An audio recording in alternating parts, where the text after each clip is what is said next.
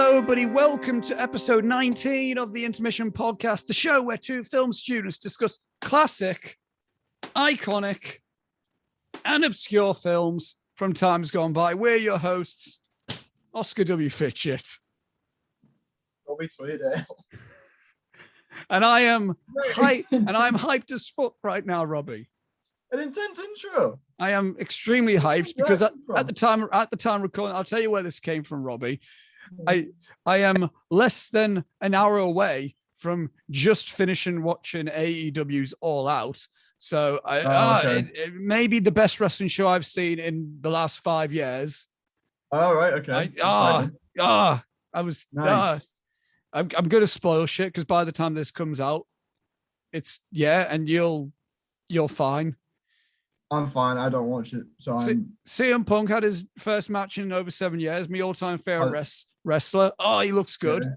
Good shit. Okay, good. He's not bullshit at all. One of my favorite Japanese wrestlers, Minoru Suzuki, came out to batter John Moxley. Nice.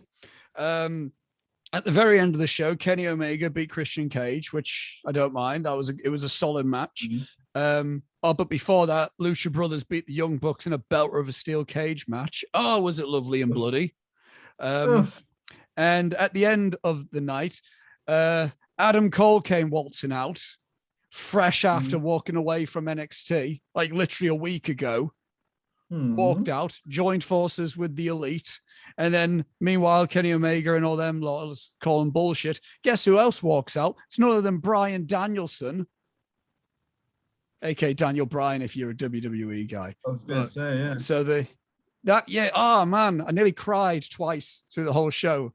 What sounds to be alive? Oh yes, it's a sign to be a wrestling fan, but that's not. Okay. But that's not. I stood up twice in my own room. I'm the only one here. I don't have anyone else around with me. I'm shouting to myself, Robbie. I'm sending. That's the level of excitement we want, you know. I'm sending videos. I'm recording on my phone, filming my telly, then sending them to Gary. Oh, that's my interaction there. So all sorts of hype. Fantastic. And I've got coffee with me. Oh, what's this episode gonna be? I'm excited. I mean, I'm to warn anyone, if I seem a bit drained this episode, I like Oscar in the first episode of the season. I've just had my vaccine, my second vaccine. So I woke up approximately 20 minutes ago from Oscar telling me that Zoom isn't working properly. That was my waking up. So we're kind of like complete opposite ends of the spectrum today. Yeah, I'm balancing it out for you. Yeah. I'm rather excited though, because Julia's just messaged. She was meant to be working 1 till 5 today, and she said that work has messaged her and said that they don't need her in, which means that she's got the day off, which means possible cinema trip later on, might be going to see Shang-Chi, so that's exciting. Oh, didn't you see it? No, I haven't been able to see it this weekend. It's upsetting. I've been very upset about it. I liked it. Oh, good. Oh, goody. That's my level. Yeah. Okay. Yeah, I'm not. I wasn't there like, oh, this is amazing, and I wasn't there like, God, fuck this shit. I liked it. Yeah. Okay, cool. There you go. Solid. It's one of the first time. It's one of the first times in a little while that a Marvel film has made me go, okay, yeah, I enjoyed that. Okay, good. There's good few of the things in there which I rather didn't happen, but. Okay. And to express my opinions a little bit more, slightly, to quote Patrick Willems on his Letterboxd review, he said another example of a Marvel film that would have been better if the budget was lower. That's my opinion on it. It got a bit too, got a little bit too CGI for me. Got a little bit too big superhero for me. But bit too big in the third act. Oh, a lot big in the third act. Oh, okay. All right. But I know. That's not about Shang-Chi. But also, let's talk a little bit about some excitement in the sense that also fills the air. We are having a slight change up of the format of this podcast because we are aware this is ridiculous. This is stupid. And the way the drag, right, I'm going to say that first episode, very first episode, Godfather, we got 2.5 hours, but we're like, okay, no, that was okay. The film was like 3 hours. That's okay. Yeah. Episode 2, we did the conversation. It was about half an hour longer than the film itself. We were like, okay, maybe that was a bit. Yeah. Might need to settle down a little bit. Luckily, Godfather 2, we didn't go longer than Godfather 2, so we were okay. We were all feeling all right with stuff. Then it got to Dog Day Afternoon, which was 3 hours. And we're like, oh, I need to settle here. We reined back a little bit. You know, Citizen Kane was okay. Some Like It Hot was okay. We had Serpico, which was 2 hours and 10 minutes, our highest viewed podcast on YouTube. You know, we were doing okay. Seven Samurai, 3 hours and 5 minutes. That was long, but Seven Samurai is a long movie. Exactly. At least we didn't go longer than Seven Samurai. Yeah. We start season 3. Vertigo, just under 3 hours. All right, now that's a bit okay. That bit much there. Bit long. Yeah. Spirit Away, close to 3 hours again. Okay, that's a bit long as well. Way of the Dragon. Is that the shortest film we've talked about so far? Maybe. Probably an hour 45-ish. Like an hour 35-ish or something like that. Yeah. It's 3 hours and 7 minutes. Oh, that's not good, is it? It's almost double the runtime. And I know we're kind of prolonging it now currently with the intro. So, but I'm saying it now. We're changing things up a little bit, as well as not being as relentless with the note taking. I used to have my notes as the road through the discussion. I'm now using it as a safety net. I'm no longer going to be reading them off notes. It comes across very long-winded, I think, and from my opinion. And also, we're cutting out the trivia section and making it more so we're incorporating the trivia within the discussion. So we're not having a sole section, just reading IMDb trivia, because it's just a bit, I don't know. We're trying to make it a bit more flowy. So over 2 hours, I'm okay with. Yeah. Once we get to 3 hours, I don't know how I feel about that. Yeah, exactly. Yeah. A 3 hour podcast is more like if there's more of us and we're totally bullshitting. But yeah, exactly. Yeah. Also, I want to say, I'll get this out the way with now. I know this is going to take a little bit of a dip in terms of tone from the hype that we've just had there. I'm bringing Dad Oscar back for the first time in a very long time on the intermission. Specifically Henry Fonda Dad Oscar, so not Lee J. Cobb Dad Oscar. So I'm not shouting out at anyone. No, although I'll turn Lee J. Cobb Dad Oscar on for a second and say I want to see Candyman on Friday by myself and in the cinema. Like the film, enjoyable. It's better if you watch the original. Just saying, because acts more as like a sequel than it does a reboot. So. There you go. But when I see Candyman by myself, like I do sometimes, I love going to cinema by myself. There's two lasses behind me, and I want to say maybe 18 to 20 years old if I would have had to have guessed. So that's not relevant at all, but it just paints the scene better. The chair next to me, which is empty, the lass behind that chair just decided to put her feet up on the chair, though. So all I'm saying is, even if the chair is empty in front of you, if someone's next to the chair, don't put your feet up there. Just don't. It's inconsiderate. Yeah. Pack it in. That's Lee J. Cobb Dad Oscar. Yeah. Now Henry Fonda Dad Oscar. Now this is generally like, now I am going to try and be serious amongst all the bullshit that we've just said there. Obviously, throughout this season, we've been throwing support towards the charity of Mind, and we've left a donate link in the description below for Mind. And also briefly, I spoke a bit about the wrestling scene earlier, but also within the last week, a wrestler by the name of Daphne Umbar passed away within the last week due to taking her own life. And also it was recently it was a birthday of a Japanese wrestler by the name of Hana Kimura, who in 2020 took her own life at the age of 22. So within recent things like this, I get especially hit by when I hear stories about this. And this is why we talk about stuff with mind and mental health and all that stuff. We don't try and make it a stigma within the intermission and stuff like that. Yeah. And apart from also just having the donate link to Mind, I'm also just going to leave some other information in the description below. So not just for people who may want to donate to Mind, but even if you're out there listening, watching, and you feel like you're in a bad place, if you feel like you need help, there is help. Even if you don't feel like there's people around you, there is contact information and just general information that I'm leaving in the description throughout the rest of the season for information of the sort. So you are, and also this is always a thing that helps me through the toughest of days. You have survived your worst days. All the worst days you've had, you have survived them. So yeah. I'm going to say that now.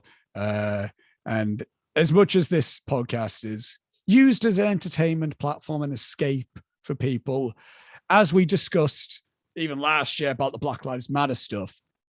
Yeah. I also don't want to make it we can't say those things because that's a bummer. No, bullshit. Fuck that. Yeah, we'll say shit. We don't care. It's great. You know, these things are things that need to have attention drawn to them. So I'm happy to be the people that do, you know.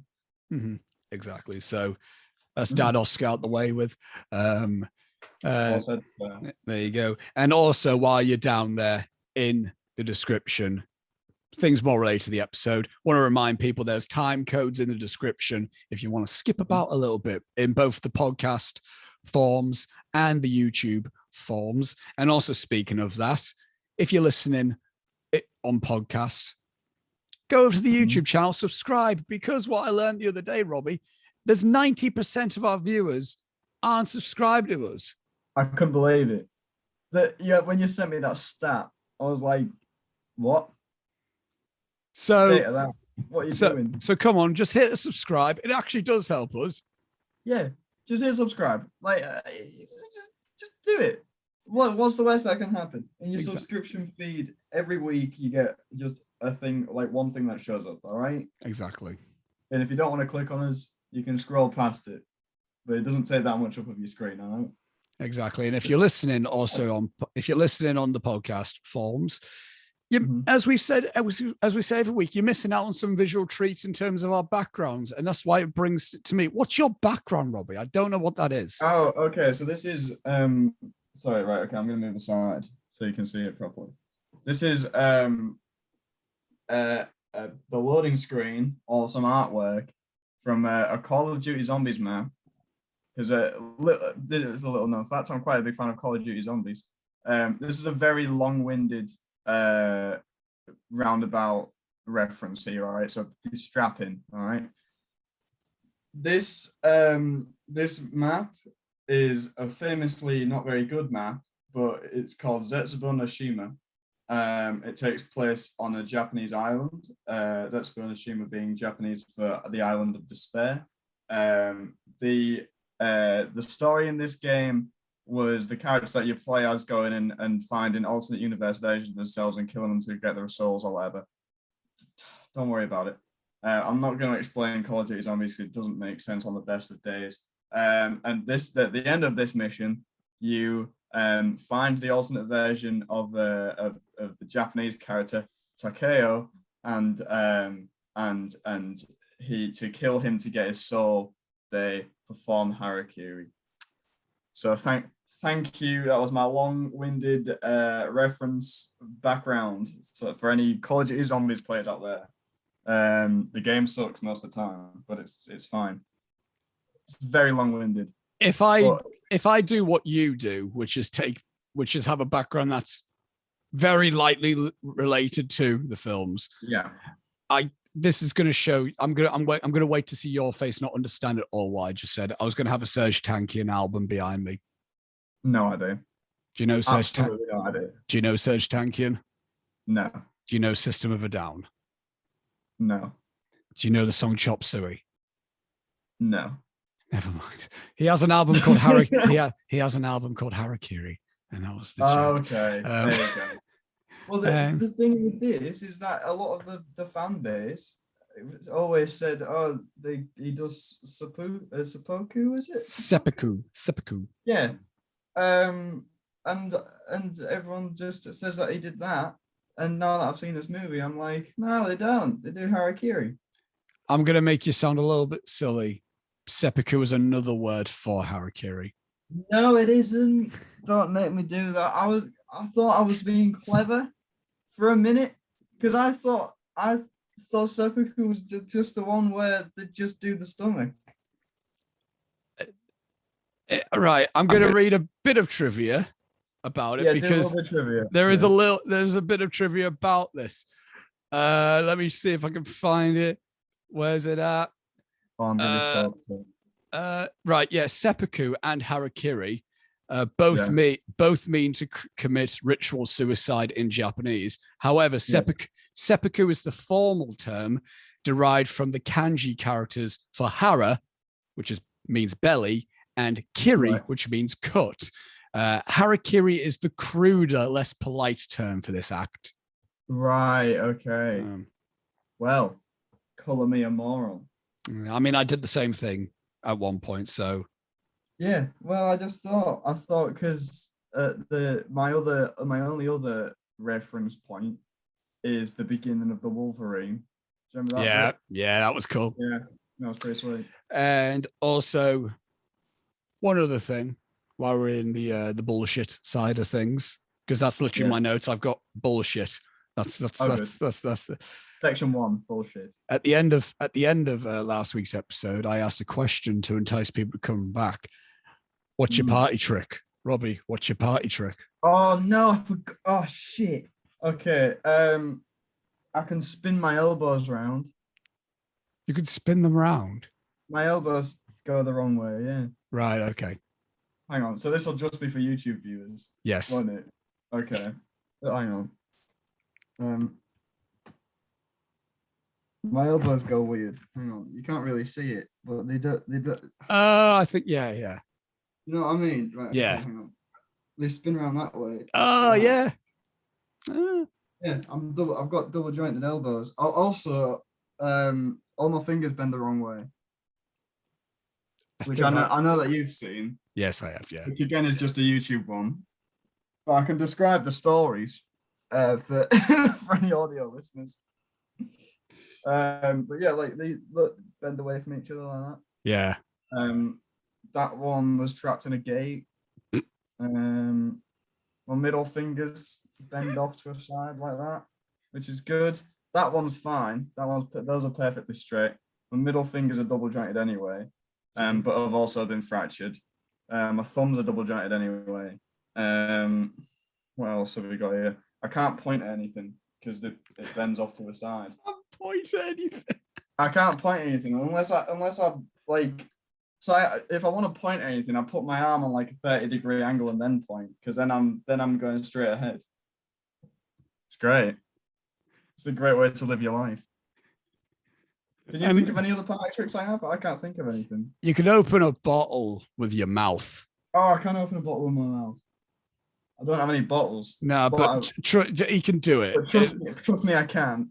Which I learned when I can't remember what we were doing, but I was heading back. This was first year uni, heading back to Titan with you lot, and I had like, that's right. That was the first time I picked up like a bottle of cider in a very long time. Oh, that was a stressful day. And I went, and I had 2 bottles of cider I picked up at a premiere on our way back. And I went, Robbie, do you have a?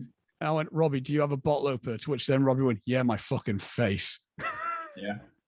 It's my favorite thing to say. I feel really cool every time. Yeah, it's quite badass. And I've recently learned how to do it on a table, you know. Oh, where you put it on the table and you smash it. Wow. Yeah, it's pretty good. What's your party trick, Oscar? I can throw cards. The distance. Oh, you can. Yeah, you can throw cards. Yeah. That tends in all sorts of chaos. Yeah, of course, yeah. Because then you do it like 3 times, and then every other drunk person there is like, "Oh my god, I bet I can do that." And then they just start. Then it's just cards flying everywhere for a good like hour or so. There's a good few people. I get like L, shout out L. L's always there, be like, Oscar, how do you do it? So I have to try be a teacher as well as doing it. Yeah. And then there's other people who just can't quite throw cards, and then there's always one who can as well. Yeah. So then it's like I'm okay at it. I can do sort of. Yeah, you're not bad. You're not bad at it.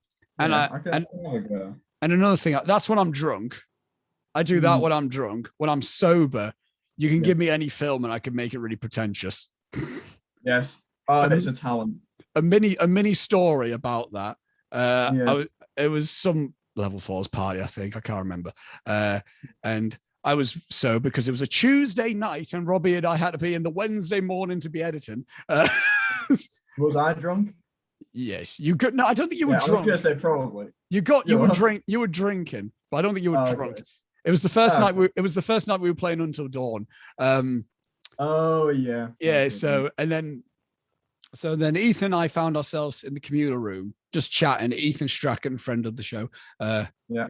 At least friend of us. I'm not sure friend of the show, but friend of us. Who was also sober, I believe. We were just chatting films. We ended up talking about Perks of Being a Wolf. We ended up talking about loads of films. That's the most. We talked about Donnie Darko. We talked about Perks of Being a Wallflower. It was a wonderful time, amidst of like just drunk level 4s around, doing all sorts. And then a level 4 actor came walking up to us, just listening to the conversation, and then to which all he heard was Ethan go, yeah, and then he got like abused as a child, and then I just saw this actor just look on his face like, what? And I went, we're talking about Perks of Being a Wallflower, mate, by the way. And I was gonna say, well, what course do you use to do? I went, film, can you guess? And then I said, to be fair, this only happens in these situations. This isn't a usual thing where we're getting really in depth about talking about film and that. No, we don't usually do that. And then I went, go on, give me any film and I can get really philosophical about it. And then he went, The Lorax. I went, I haven't seen The Lorax. Give me something else. And he went, Shrek. And I went, Shrek is an interesting commentary of the early 2000s in a nutshell. And then I just went off on one. And then there was a crowd. And then a crowd just came around just to hear me go really wanky about Shrek. The Lorax is kind of, you can go deep with it. I mean, I know you haven't seen it, but no, I know the story. I know the Dr. Seuss story. So like that's about the environment and shit. That's philosophical anyway. Yeah. That's easy. But Shrek, man, I said it was almost an interesting like time capsule for the early 2000s because of the animation, because of the references, because of Smash Mouth. Smash Mouth, yeah. But anyway, and also. Quick warning for people out there. We talk, if you're new to this, we talk spoilers about all the films. Oh boy, we talk spoilers. So if you haven't seen said film, go away, watch it, come back. Did you have one last thing to say there, Robbie, before I swift in there? Oh no, I was going to do it. I was going to say about another talent, but the conversation's moved on, so it's fine. We'll just go straight into the movie. I was aware of the amount of time we're spending, so. Yeah, exactly. We'll move swiftly on to the film. The film that we're talking about, ladies and gentlemen, for this week's episode is the 1962 samurai drama Harakiri, directed by Masaki Kobayashi, written by Shinobu Hashimoto, one of the writers of Seven Samurai. He's also written most of the mainly acclaimed samurai films from the 50s and 60s, so... Right, okay, it's based on a novel by Yasuhiko Takiguchi. The film stars Tatsuya Nakadai, Akira Ishihama, Shima Iwashita, Tetsuro Tanaba, Masao Mishima, Ichiro Nakatani, Kei Sato, Yahio Inaba, and Rentaro Mikuni. The plot synopsis of the film, according to IMDb, is when a Ronin requesting seppuku at a feudal lord's palace is told of the brutal suicide of another Ronin who previously visited, he reveals how their pasts are intertwined and in doing so challenges the clan's integrity. That's a bit of a... I feel that's a little bit too much information, but... Yeah, it is, yeah. But it's a nicely worded synopsis. I'll give it that. Yeah. Accolades that the film holds, it has a 100% on the tomato meter and an audience score of 97% on Rotten Tomatoes. It has an 8.6 out of 10 on IMDb, placing it at number 32 in their top 250 films of all time. And it also is rated. There's a fucking train passing by there. Hang on. Is there? It's a liner train, LNER train. I don't know if you could even hear that, but it was very audible to me there. So I don't know if it was audible. It's rated. It's like Atlanta Julia. It's rated. It's rated 4. It's got a rating of 4.6 out of 5 stars on Letterboxd. Placed it at number 3 in their top 250 films of all time, getting over The Godfather and Godfather 2. It was nominated and won 2 Blue Ribbon Awards. The Blue Ribbon Awards being the award ceremony commissioned by Japanese film critics, including Best Screenplay for Shinobu Hashimoto and Best Actor for Tatsuya Nakadai. It was nominated for 2 awards at the Cannes Film Festival, including the Palme d'Or, and it won 1 for the jury special prize. It tied with When the Cat Comes Home. So, Harakiri, Masaki Kobayashi's Harakiri. We don't necessarily need to go into our relationship with Japanese films or samurai films, because we already said all that stuff within 7 Samurai and where we were at with that. What I will say in relation to that is at the end, within the 7 Samurai podcast, I said that a lot of people, samurai film fans, there's usually 2 films within samurai films that are talked about as the best. And some people say 7 Samurai and some people say Harakiri.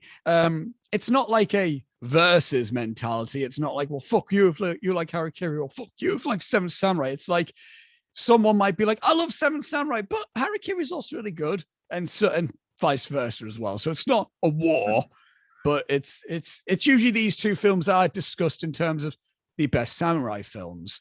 And Masaki Kobayashi is a director that I'm not as familiar with as I am with Akira Kurosawa. Not to say that I've seen this film from him, and I've seen 3 others of his, which is a trilogy called the Human Condition trilogy, which also stars Tatsuya Nakadai, which is a Japanese World War II trilogy. And all the films like 3 hours long, and the first one's like 3.5. Okay. It's Lord of the Rings level of epicness type of thing.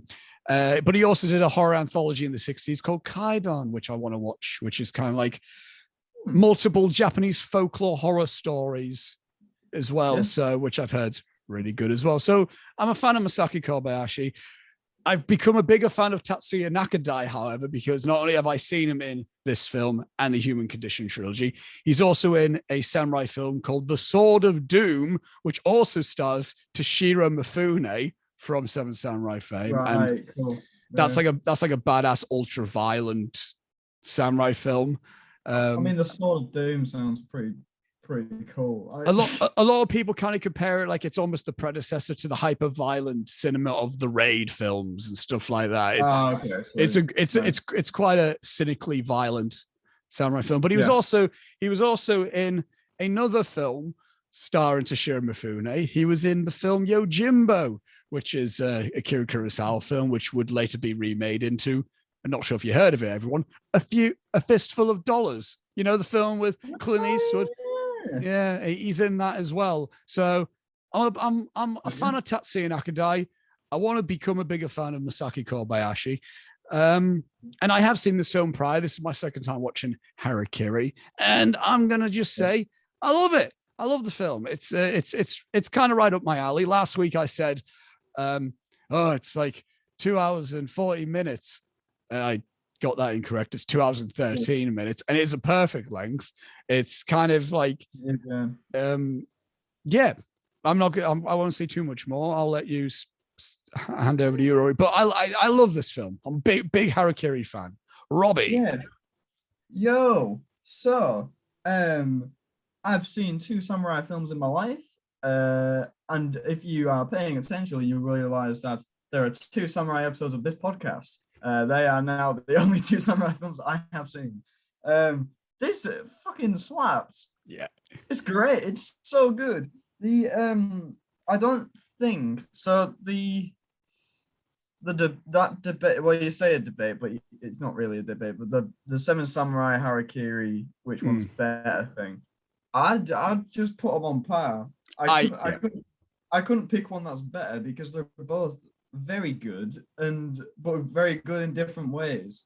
That's they're both similar. I think they get compared because they're similar-ish time periods, and they're both samurai films, but they are different in the sense of obviously the content is like wildly different. Like Seven Samurai is mid-50s, and that was kind of like the start of the big boom of samurai films and the action samurai films that we all know and all that. And Harakiri is a samurai film from the 60s. It's a completely different type of director in Masaki Kobayashi, who is a completely different type of director to Akira Kurosawa. You got Tatsuya Nakadai, who is a completely different type of actor to Shiro Mifune, I think, in his way. And even the film itself, again, it's weird because I categorized it as a samurai drama because all the it gets labeled as an action film as well. And there's action in it. I'm sure we'll discuss the action in the films the film. But I find it difficult to say this is an action film because it's not. It's for me, like the action in this movie, there isn't any until the last half an hour. Yeah. Like, but by building up to it all that time, it feels so earned by the time that it comes in. As opposed to the Seven Samurai, which is this like it's sprawling, a lot more like akin to like a Lord of the Rings, like it's a big sprawling epic samurai adventure sort of thing. Whereas this is a very contained story. It takes place all in one place, kind of. Because I want to get onto the script because it's fucking genius. Yeah, man. Again, Shinobu Hashimoto, just like amazing. That man. I think he wrote Yojimbo as well. Like I think it's I kind of obviously I always look into like, I need to watch more Kurosawa films, or I need to watch more Kobayashi films. I think I need to look at what Shinobu Hashimoto has written because again, that man has written the two best samurai films. Yeah, it's insane. Like the script for this movie, I know that non-linear narratives weren't common at all, really, in the 60s. Like they weren't. It was a very uncommon way of structuring a film. But this movie does it so seamlessly because it does it so early on. Like you could expect a film to go so far along and then do a little half an hour flashback segment and then back to the main plot. Like that might happen in a film from the 50s or 60s, you know. But like a film like this, where it's constantly going backwards and forwards in terms of time periods, and like the first time it does it is about 10 minutes in. Yeah, like, where we get the about Motobe, yeah. When we get like where we first see him. Yeah, and that's early. That's early, incredibly early on, yeah. And it's just it was that I think that's what blew me away most with this film is its script and like how it's written for the time. It's insanely well done. Yeah, I mean, it's like I tend to go back to Seven Samurai more than I do this, and I'm comparing them just because we've talked about this before. I'm not again. It's just more so in comparison because it's the only other samurai film we have talked about so far, and all that, and it's the only other one you've seen, so it's just easier to cherry pick from that sense. But I go back to Seven Samurai more. It's my third favorite film. It is definitively, I prefer that over Harakiri. However, I do also think that like Harakiri is better not constantly revisiting it because I think with Seven Samurai, you almost have this warmth of going back and visiting all these characters and be like, I love this moment, all that shit. With Harakiri, it's almost like you need that one moment, then you go, that was fucking class. And you need to leave it for a while and then come back to it. I know what you're saying. It's more of an intense watch. Yeah. And I don't want to say more of an invested watch because that's not, I don't think invested is the word that I mean. No, I think I know what you mean, but like I realized there's a few times when I rewound it slightly And not because it's like and not because I was like, oh, I lost interest there, but it was like I wasn't slightly paying attention. A little, my mind drifted slightly, and I felt like I'm not sure if I lost anything. I need to go back because I need to know everything. And that's not like, oh, I need to do my homework. I don't want to miss it. I want to know as much as I can about this film. Yeah, I don't want to miss a beat with it because there's like so many moving parts to what's going on. Weirdly. And God forbid you don't know who someone's called. God forbid. God. Oh my God. You're so done in. You're an absolute write-off, mate. If you forget one guy's name, one of the random guys in that clan, is it EE clan? EE. Yeah. EE, yeah. The Kevin Bacon's EE clan. If you forget any of their names, you're donezo. Which I got a little bit of a factoid about that. About the EE clan, because there's a few making of things that I've got noted down, but there's also a good few things which I've noted down that are just interesting in terms of historical context. I found the clan featured in the film, the EE, sometimes spelled IYI, which is how it's spelled in this film.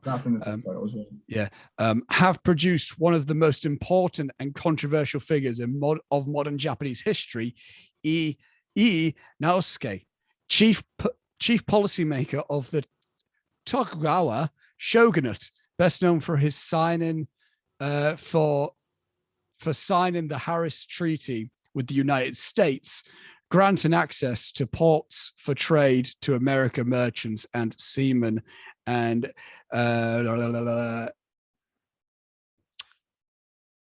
train's absolutely blasting through right now. An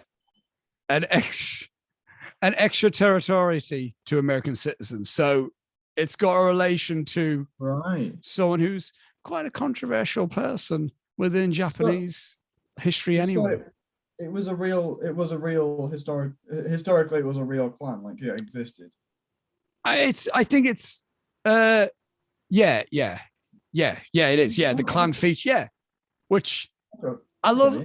We kind of again, it was, we mentioned this in Seven Samurai. Like, I love that about, I think that's what I like a lot about samurai films anyway, because there's so much detail in the films, but that's because they're basing it off something so like actually historic. And I think it's so interesting for someone like me and us that aren't familiar with Japanese history, that it's almost, that it is almost like we are watching, like, example, like a Star Wars film or like this fantasy world things. Oh, I want to know more about that world. It's almost like that, but it happened. But you think about it for a second, like that was 400 years ago.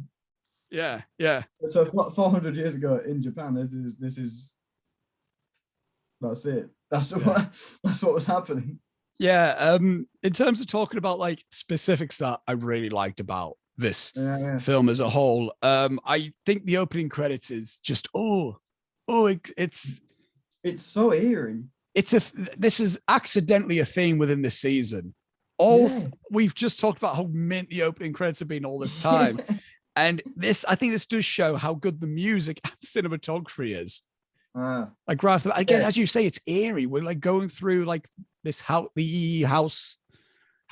and it's just empty Japanese halls and bathed in shadows as well. Is that statue? The armor. Yeah. Dude, I hate it. Like, it shows up a few times in this.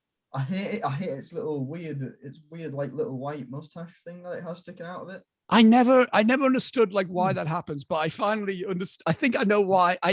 This isn't a history-based thing. I just assume that this might be last year when I went through an absolute Ghost of Tsushima phase, you get a mask that also, because obviously you get like an Onibaba demon mask as well, which is just, everyone knows that type of mask. But then you get like a mask with that, like a straw mustache. And I was thinking to myself, why that?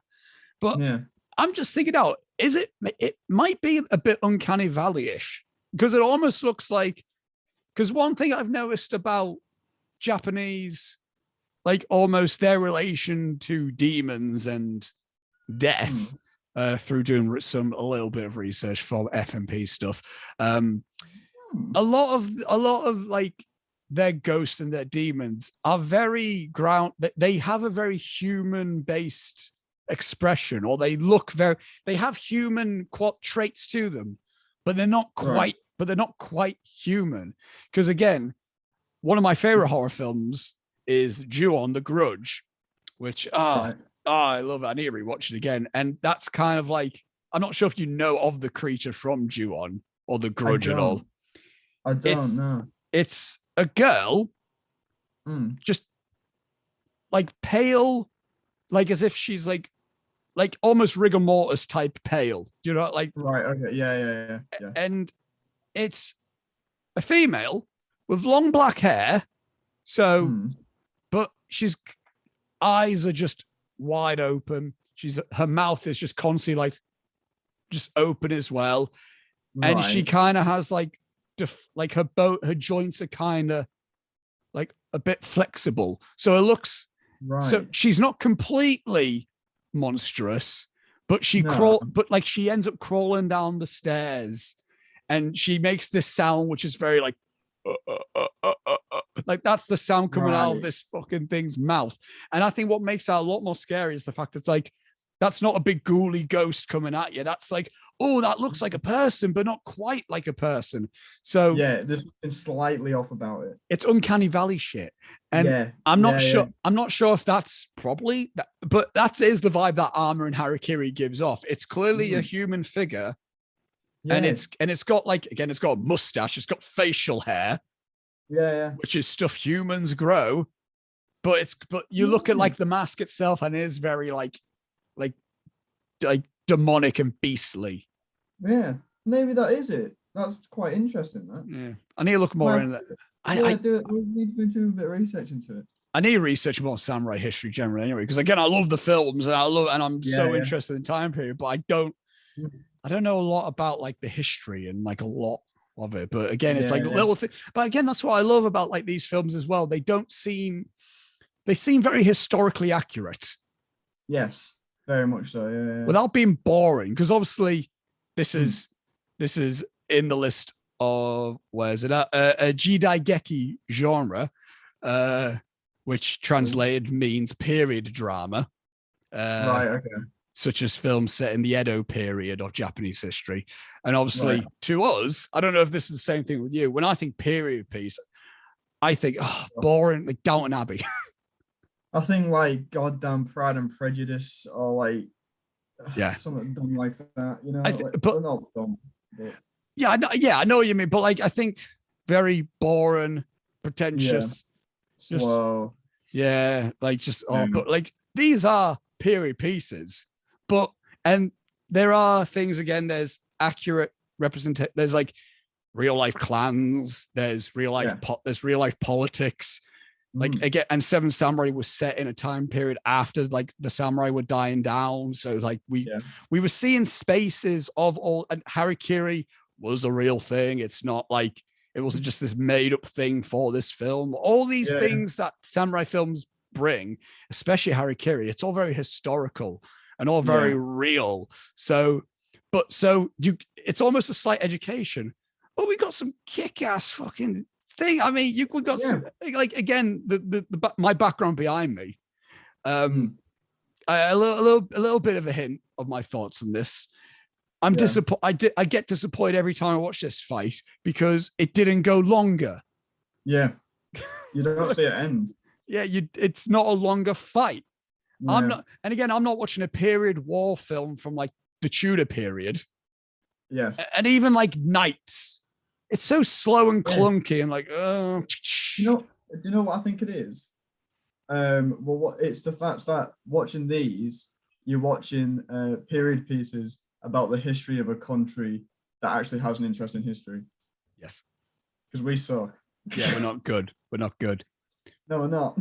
But I also think, because again, what I also like about it is, like, again, we talk about our like country's period piece history. They're all about they're all about important figures. We get films about kings and historical knights that did these big grand things. Whereas so far, these samurai films that we've talked about, they're about almost just the everyman. They're very personal. Yeah. Like they're happening in like this one in particular it seems to be happening just after the Civil War. Yeah, I think Civil War. Again, I don't know much about the history, but like it seems to be happening after a civil war where there's kind of peace in the country and samurai aren't really needed anymore. Mm-hmm. So that like that's the kind of historical event that's happening at the minute, where you follow one guy's very personal, very singular story in that bit, as opposed to following the grand figure who is making that big event happen. Yeah. So I think that's the difference. And if anything, again, like I use Ghost of Tsushima as an example, not a film, but will be soon. I'm looking forward to that. Chad Stahelski doing that film, Jesus Christ. Yeah. It's as if they heard what I want in life. Yeah. And they're like, let's do that for him. Let's do that then. But again, like the big, they have a Mongolian, I forgot the guy's name. It's not Genghis Khan, but it's basically Genghis Khan. But again, if that was an English thing, it would be Genghis Khan's story. Yes. Whereas like it's Genghis Khan's there, but that's not what it's about. Yeah, exactly. And again, I like that because again, it wouldn't have been interesting if it was like, let's follow the clan's leader. Like I like his inclusion in it. Yeah, I like him as kind of an antagonistic sort of figure. Played by Rentaro Mikuni. He was really good in it. But I'm glad we followed Sugamo, Tatsuya Nakadai in it, which he's amazing. I'll say it now. Right. I think he's absolutely fucking incredible in this. Yeah. And in terms of talking about all the films we've watched so far for Intermission, I would throw him up there as like top 3 of the best performances of the films we've talked about. Really? I only dawned on, and I'll tell you the exact scene that I felt that with. It was when Motome's body is left in, is when the 3 other clansmen leave the house, and he's given that monologue, that bit of a monologue. I was like, fuck, he's sensational. Yeah. Like, I think, like, again, when I think of the best performances of the films we've discussed within our over year of doing the Intermission podcast, I think Pacino and Dog Day Afternoon. Yeah, that's why I was going to put that one up there. I think John Cazale in Godfather 2. Yeah. And Jimmy Stewart in It's a Wonderful Life, and also, and I would say Tatsuya Nakadai in this, and maybe Toshiro Mifune in number 5. I would say like those are like. I'd agree with that. Yeah. Like, because, like again, he comes in so reserved. He's typical samurai, isn't he? When we first see him. See, he is until he starts revealing why he's there. Yeah. Which. That reveal is so good. And he does that like big maniacal laugh after it. Yeah, I don't want to jump all over the place because I want to get to that specifically. But it's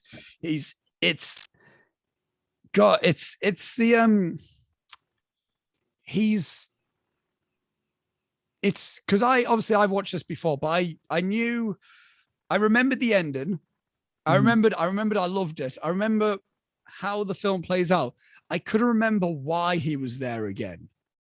So it was almost like I was re-remembering all this stuff. And so it was almost like I was watching it for anew again. And it's, again, the reveals are so cool. Again, when we first see Motome, we just think, it's a random guy, but it's not a throwaway. It's relevant in the sense of, because we get the E clan being like, we don't want any more Harakiri happening here because this is what fucking happened last time. So that's why we first see Motome. And so that's relevant there, which I want to talk about that one specific scene as well. But so then it's like, then whatever. So as far as we're aware, it's like, that's all we need to know about this one guy, whatever. And then the more we learn about Sugamo, the more we learn, Motome is not just a throwaway. He's not just a little bit involved. He is the cause of the whole plot.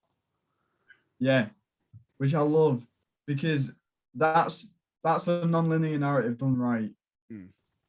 I hate, and I mean hate, when modern films trying to do a non-linear narrative because they're trying to be Pulp Fiction, and none of it links together. It's just doing a non-linear narrative for the sake of doing it, which is, I've come around on the film a lot more the more I've watched it. But the first time I saw The Gentleman, I didn't like it because I was like, there's no reason for this to be a non-linear film. And it would make more sense and flow better if it wasn't. Whereas this film, the way that it's structured and the reveals and the points where those reveals come and how hard those reveals hit is all because of the fact that it's structured in such a way to do that. Like, it's that whole thing about knowing when to start your story in a script. I thought about the non-linear way of doing it, and it got to, like, towards the end, and I did think to myself, would this film be as impactful as it is if we saw it chronologically? I don't think it would at all. And my answer is no. It wouldn't be. It's a film that I think it's the emotional gut, like, just tearing from it, like just the absolute gut wrenching nature of it comes from the actual layers of finding out about all this stuff and finding out the history of Sugamo. And just it's, if we just saw Sugamo and Motome's story from the beginning, would it be tragic? Yes, would be. But would it be as, like, effective from a cinematic point of view? No, because because you don't get the mystery aspect. Because part of me after a while seems to be like, he's so calm when he's there to a point where I'm thinking, like, something's going on with this guy.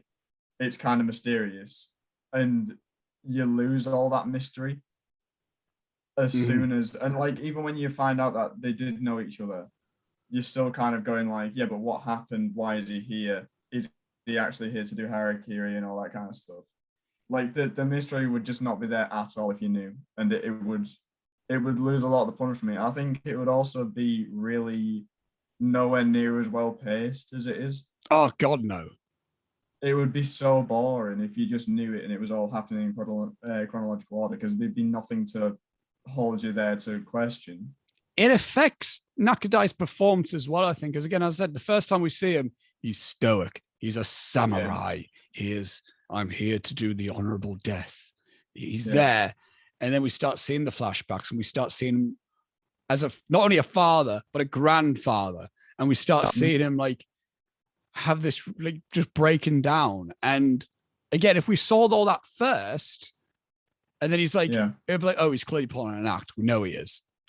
Yeah. But even, like, when he starts revealing he's pulling on an act, it's not like I'm actually this guy. He's still he's still very stoic, even when he's telling the story. I don't think there's ever a moment where he's losing his shit until the very end in the EE house. He's kind of meticulous. Like, you can tell that he used to be a samurai warrior, because he doesn't, I don't know what it is, but he's kind of like not running in all guns blazing sort of thing. Yeah. You know how a samurai warrior, when they are fighting in a sword battle or whatever, they take their time, and it's about strategic kind of hits and when to come in with stuff and everything. Kind of like, yeah, it's kind of like similar thing what we talked about last week with the dragon, how, like, that we said, like, how that's what, in my opinion, that's what makes fight scenes a lot more interesting. Is like, strike, stop, go, stop. It's the same thing with this as well. Like, I think that is what, like, makes a lot more, like, effective, and a lot more, like, just you're interesting to watch. But before we talk about the sword fights, yes, because that's something that you can't not with this film. But before then, talked about a little bit the Motome scene, the very first Motome scene. My one note about it is the first exposure to the act of Harakiri is absolutely painful. Dude, oh my god, right. I like when we watch the movies on this podcast, right? They're quite usually old movies, right? And when something violent happens in an old movie, it's usually not shown very much, or it's, you know, it doesn't like make you go, "Ooh, that's not very nice." Like, you know, I'm never bothered by it. The closest I think that's coming, I think it's probably been like the Godfather films where something like that's happened. And at most, I think we've both been, oh, that's nasty. But but nowhere near as bad as when he has his bamboo sword and he has to use the ground to push himself onto it because it's not sharp enough to go into him. And then he goes, do it, behead me. He goes, no, you need to go across. Yeah. It's like, oh, you motherfucker. It's the worst. It's got like, it genuinely made me like fucking seize up and go, oh, Jesus. Like, that's the first time a movie from this era has made me go, fuck that. Because it's like, and I even compared to other Harakiri scenes, because again, we talked about like the Wolverine, or like there's other Harakiri scenes in other films, and it's, you know, you get them where it's like in, and then they might seize up a bit, and then you hear like a, and then they drop, and it's like, oh shit, like that's it really. Yeah. But again, it's the fact that it's like, God, it's the fact of like, obviously Masaki Kobayashi is he has a strong political message within this film. Yes. Which I kind of want to end our discussion on that, because I think that's a whole other thing. Yeah. That's a big thing to talk about. But it's a similar thing within the Human Condition trilogy where that's I think obviously, like, if the first act that we see of Harakiri is just how we see Harakiri before, it's like, oh, well, that's bad because someone took their own life. But from like a presentation point of view, we're not necessarily feeling it.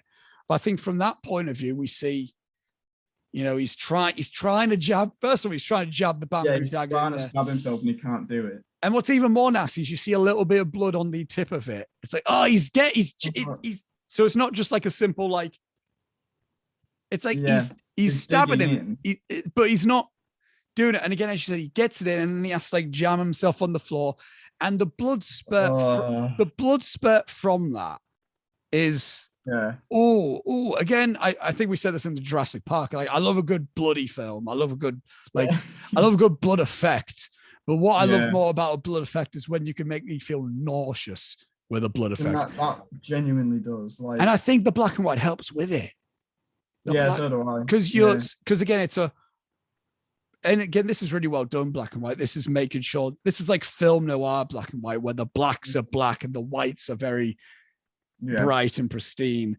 And you almost see like just this spurt of black come out on this like white just surface. White matte, and it's not like a little, it's coating it almost. It's like, so like it's almost looking, and since it's black blood based, like from our point, from the black and white, it's black blood. It's more sickly, I think. And it's that whole sequence, and then it doesn't, and then it doesn't end from that moment. Like and he bites his tongue. It's a series. It's a series of nasty stuff that we did. That at that point we didn't need to see the beheading because we've already got so like from it. Yeah, exactly.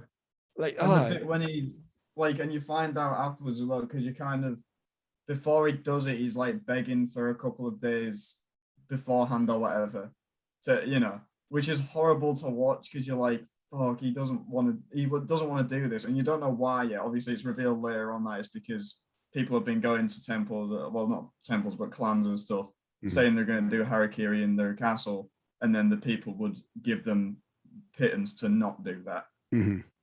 So he was going in to make money basically, which is why he took the bamboo sword, I'm guessing, because he wasn't actually going to kill himself. He was going to. Well, also because he sold his blades at a pawn shop. So he took the band because that's the only thing he had to represent. Oh, yeah. So that it would look like he's still going to do it. But yeah, so then when you find that out later on, again, it's a reveal that just makes it all way more tragic looking back on it. Like watching it this time, because again, I forgot Motome's position in the film. Yeah. So I'm watching it and I'm almost, and obviously this is a story from the point of view of the E clan.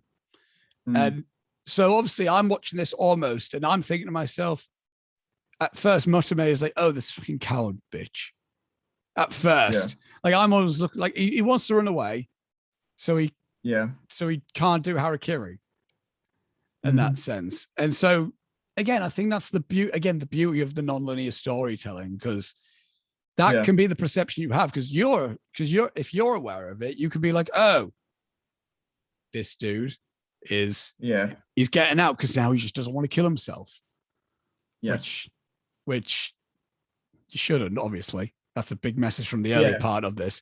But in the context of the story of like the samurai code and the samurai honor of it, you're seeing it from the point of view of the clan, and not. And then when you learn more about Motome, you then see that when you remember that scene, you see it from his point of view. Where it's like, God, he's anything but dishonorable, really. Yeah, and as well, you kind of, when you find out that they're connected as people, you know, when you find out that he lived with him and everything, you kind of then also asking the question like, well, what led him to go to the castle to do Harakiri? Because did they become estranged at some point? What's going to happen there? You want to know more about the story still. Like everything does. That's the thing with this script, right? That I'm talking about being so good. Nothing just has one reason for being there, because not only, you know, you get the Harakiri scene, and not only does it show you Harakiri is an awful thing, and you know you don't want that to happen to the other guy. You also then find out later on that he's connected to him and everything that happened there, which makes it even more tragic. But then it then also makes you question, but how did he get to that point? Like everything has like 3 or 4 reasons for being in the script. Yeah, it's so well done. And again, we credited Seven Samurai for being a fucking genius script of how well they handled an ensemble in that film. Yeah. This, I think, is a genius example of another great example of brilliant script writing, in the sense of like how to tell a tragic story of a character. Yeah, big time. Yeah. I was thinking about this throughout the whole. This is probably the best Shakespearean tragedy that Shakespeare never wrote. Yeah. This is and again, I don't know much about the novel that it's based on. It's not Shakespeare, obviously, but you could have fooled me. But it is like so like, and I think that's the beauty of like a stellar script. And again, because again, like, the reason why I love the story of Macbeth so much is because that's been taken into many different genres and many different eras of film and done really well. I mean, Akira Kurosawa did it with Throne of Blood, and that was fucking brilliant. Yeah. And I think like if you could, I think that's why Seven Samurai has been adapted so many times, because I think what works so well is if you can take a story and put it in a different genre and it still works. Yeah. Like again, Seven Samurai has been adapted into several Westerns. It's been like several anime episodes have done something with it. Star Wars has taken it with stuff, I believe, from the Clone Wars. I think there was an episode from the Clone Wars that drew inspiration from Seven Samurai. And I heard the Mandalorian did something similar. I don't know, but sort of that Ahsoka episode is kind of Seven Samurai-ish. Right. So I think like you got some of this, and I think with this, I'm surprised I haven't seen much of it. You could take this premise and put it in another genre and it really works. However, I think the thing that might be tying to it is that I don't think there's anything else like Harakiri in other cultures in history. No, that's the thing. Like English knights don't have an honorable way to kill yourselves, is it? No, like the only thing I could think of if you did it like a gangster film, maybe But then it would be like I just thought that. Yeah, I thought that was probably the only other way you can do it. Yeah. The guy is like the big top mob boss or whatever of the thing. Then you'd have to explain away and try and convince the audience that there's people that want to go, and as opposed to having their, like, I don't know, maybe as opposed to having their business taken over by the mob, they'd rather just be killed by the gangster because it's more honorable or something like that. But then that you'd have to convince the people of that, and that doesn't really make a lot of sense. Again, I think the only other like tie you could do would be like a Yakuza film, but again, that's still tying it with Japanese mob and exactly, so it's, and then at that point you might as well just do it as it is. Do a set. Although I wouldn't mind a modern Japanese gangster interpretation of this film. That would actually be pretty neat. But it's, again, it's weird. Like, you could take it and it could be adapted and it could be really cool. But again, the story is so based in Japanese history and Japanese. Yeah, exactly. Yeah. Like stuff with all of that. In terms of talk about the actual filmmaking side of things, I briefly touched upon it. The cinematography, I think, is highly underrated, and I forgot about. And I, from my point of view as well, like going into this, I was blown away by how this film was shot, and I was like, why am I blown away by how this film is shot? Because it like, why didn't I remember that when I first watched it? Because it is, again, the black and white helps with it, but I also think like the movements, small in the amount of them, but when they do happen, every dolly shot in this movie is a banger. Yes. I don't understand it. The opening credits sequence, the dolly shots in that are like, they're kind of Wes Anderson-y.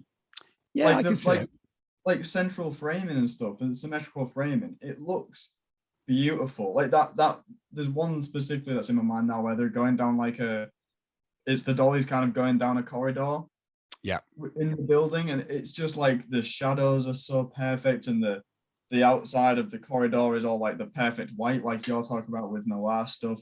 It looks fucking beautiful. But then, to me, I think the reason that the cinematography doesn't stand out so much is that for every time that it looks beautiful, and it does look beautiful for like a lot of the movie, but there's also times where it's just the same shots over and over and over again for really long dialogue sequences. So I know that's of the time and it's whatever, but like there is some shots that are just a bit dull for me. I can understand that. It is I mean, we mentioned this in Spirited Away, like, and how I said about how some Japanese films do tend to just settle on a moment and almost let you soak in the environment. I think there's a lot of examples of that. And and the sound design, again, that's one thing I'm noticing about these Japanese films, especially like we can look at Seven Samurai. I think of like that had really good sound design, and this as well, because it does such a good job at, I think, because the locations that they're at aren't really hustly, bustly, like this really busy landscapes. There's a lot of like, I mean, even behind me, there's a lot of like grassed area where wind's just blowing through. It's like, and it's like you hear birds, or you hear just you hear footsteps on the gravel. You just hear the atmosphere. And it's like, it brings you in, I think, even more. There's really minimal music. Yeah. I noticed. Like there's really not a lot of music at all. I can't remember exact moments where there was music except the opening credits, to be perfectly honest. And that might just be me being forgetful, but it's not, music isn't a big part of the film, but sound design is. Yes, which I appreciate on these kind of films, I think. Yeah, definitely. An example that I thought in terms of camera movement that like made me go, oh wow, that it was when it was at the end of Motobe's Harakiri scene, of where I think I correct me if I'm wrong, because you've seen it sooner than I have.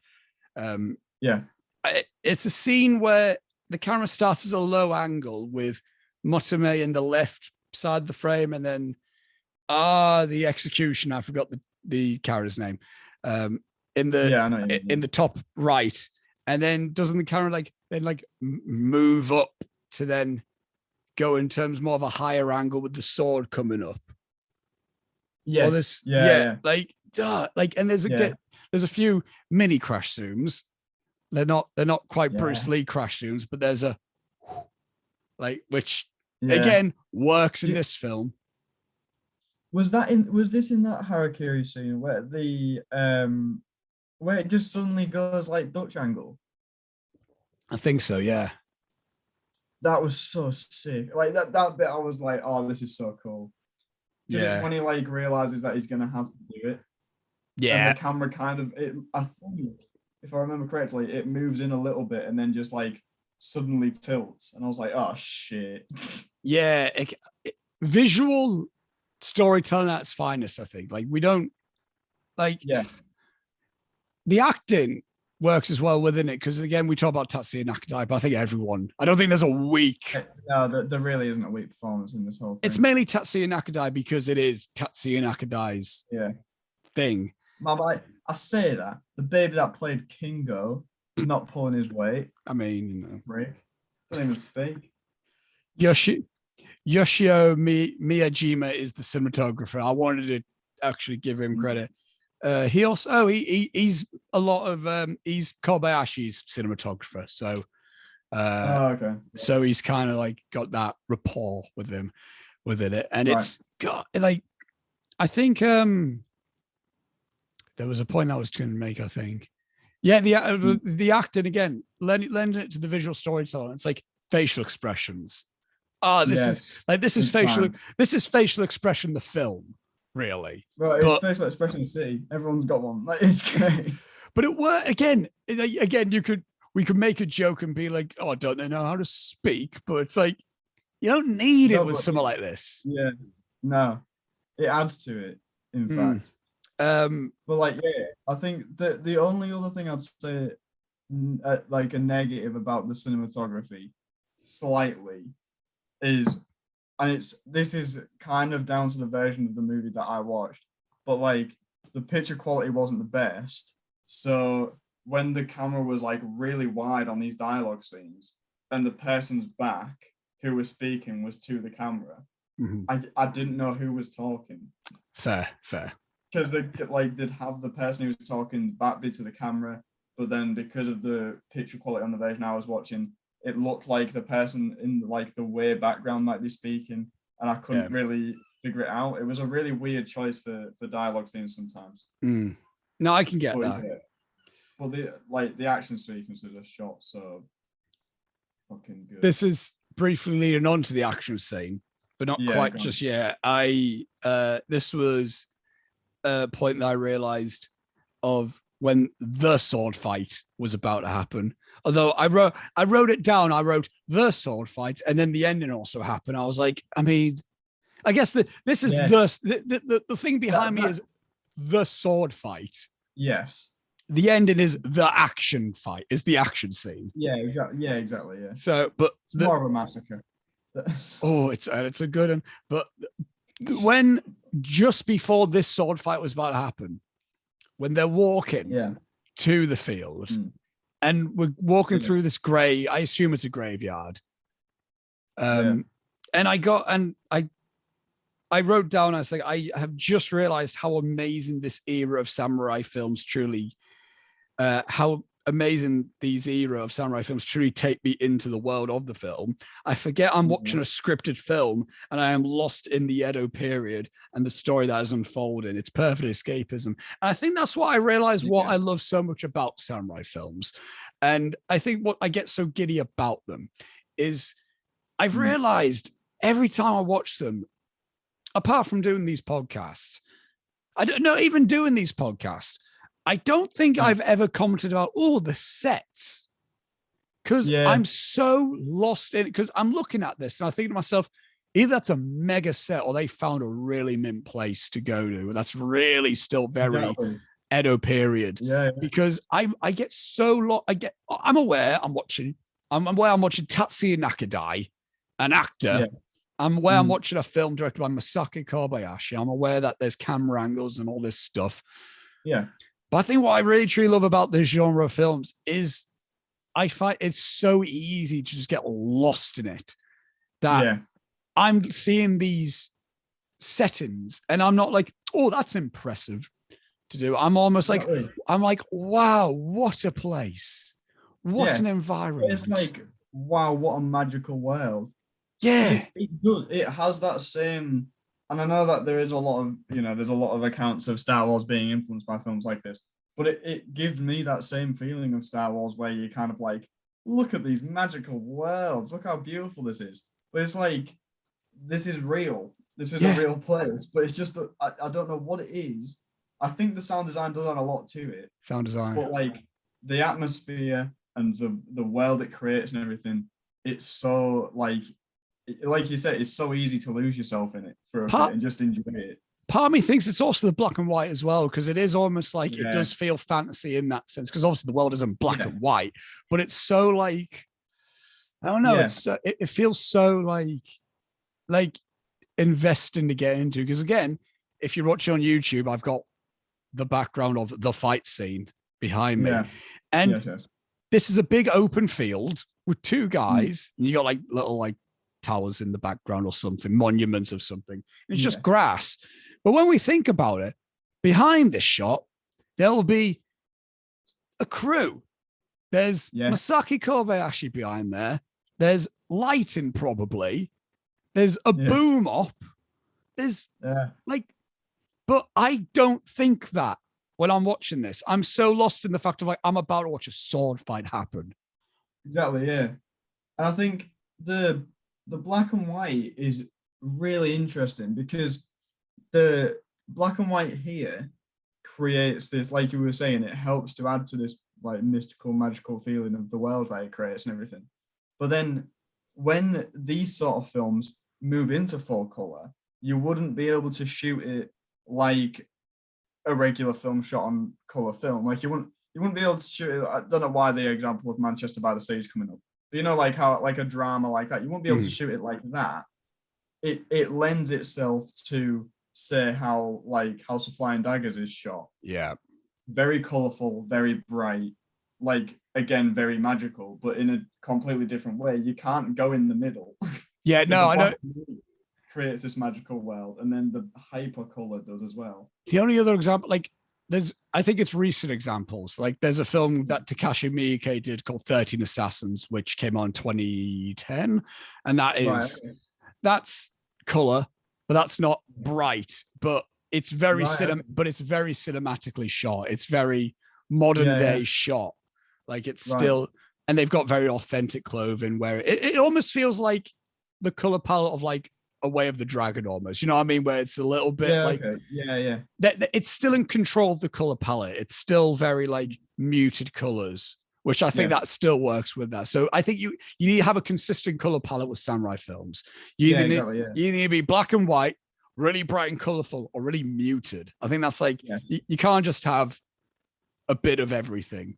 Yeah, exactly. Yeah. And within that, shall we talk about the fight scenes? Yeah, go on then. Because if we move. Again, I'm disappointed this didn't go as long. It didn't go longer. Exactly. Because I was expecting it was every little fight that he shows of the people that he took down, which again, such a good reveal. The top not throwing. The top not throwing. It's so good. But like every single one ends just before he's about to do the last thing. I love a good like cut I think like you that. only start to you start to only see him cut off one of the top knots, don't you? Yeah, the second guy. Sure. Yeah. Everything else, it like cuts just before, and you're like, fuck, I wanted a bit, I wanted more. I wanted to keep going. That almost makes Sugmo almost like this lethal man. Like we don't see, like obviously this fight is the closest we and the ending, but this is the closest we see to him, like almost like this unstoppable force. But he feels like fucking Batman. Yeah, he does. That's exact. Yeah, I was trying to think, like, what does he remind me of? He is, isn't he? Yeah. Yeah. When he's doing that shit, and he's like hunting people down and following down streets and stuff, and then like you see him beat him up, but like you don't see all of it, and it cuts away just in time. It's like he's literally like Batman. It's so cool. And again, what I love, I said this about Seven Samurai. I love how like that in Seven Samurai, I said this almost feels like a film of where I would have seen other films with these characters beforehand leading into this film. It's almost like this film does feel like Sugamo returns. Yes. But like I feel like Sugamo could have had this entire history. We could have seen like all the like he's had enemies, he's had adversaries, he's had fights, he's had all sorts of stuff. He's went through the ringer. We never see that. Yeah. And it's almost like, and if this was made today, you probably would. Yeah. You'd get like an HBO Max spin-off. Sugamo Origins. Yeah, exactly. Yeah. Bullshit. You don't need it. But yeah, it is like that. But I think again, it does.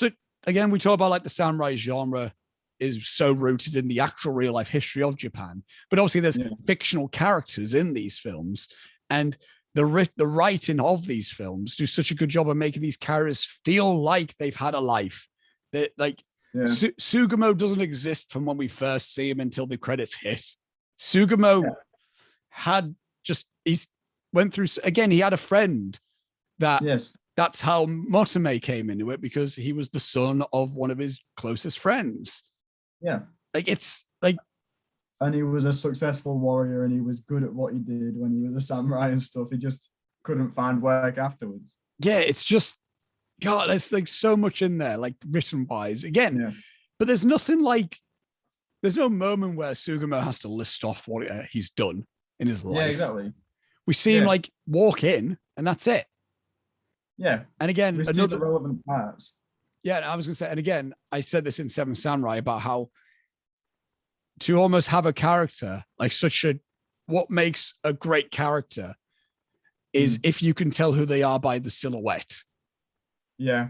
And I feel like there's not necessarily if he's cross-legged, but like, again, if you have Sugamo, I think even just standing, you can almost be like, that's even if you don't know the name, that's the guy from Harakiri.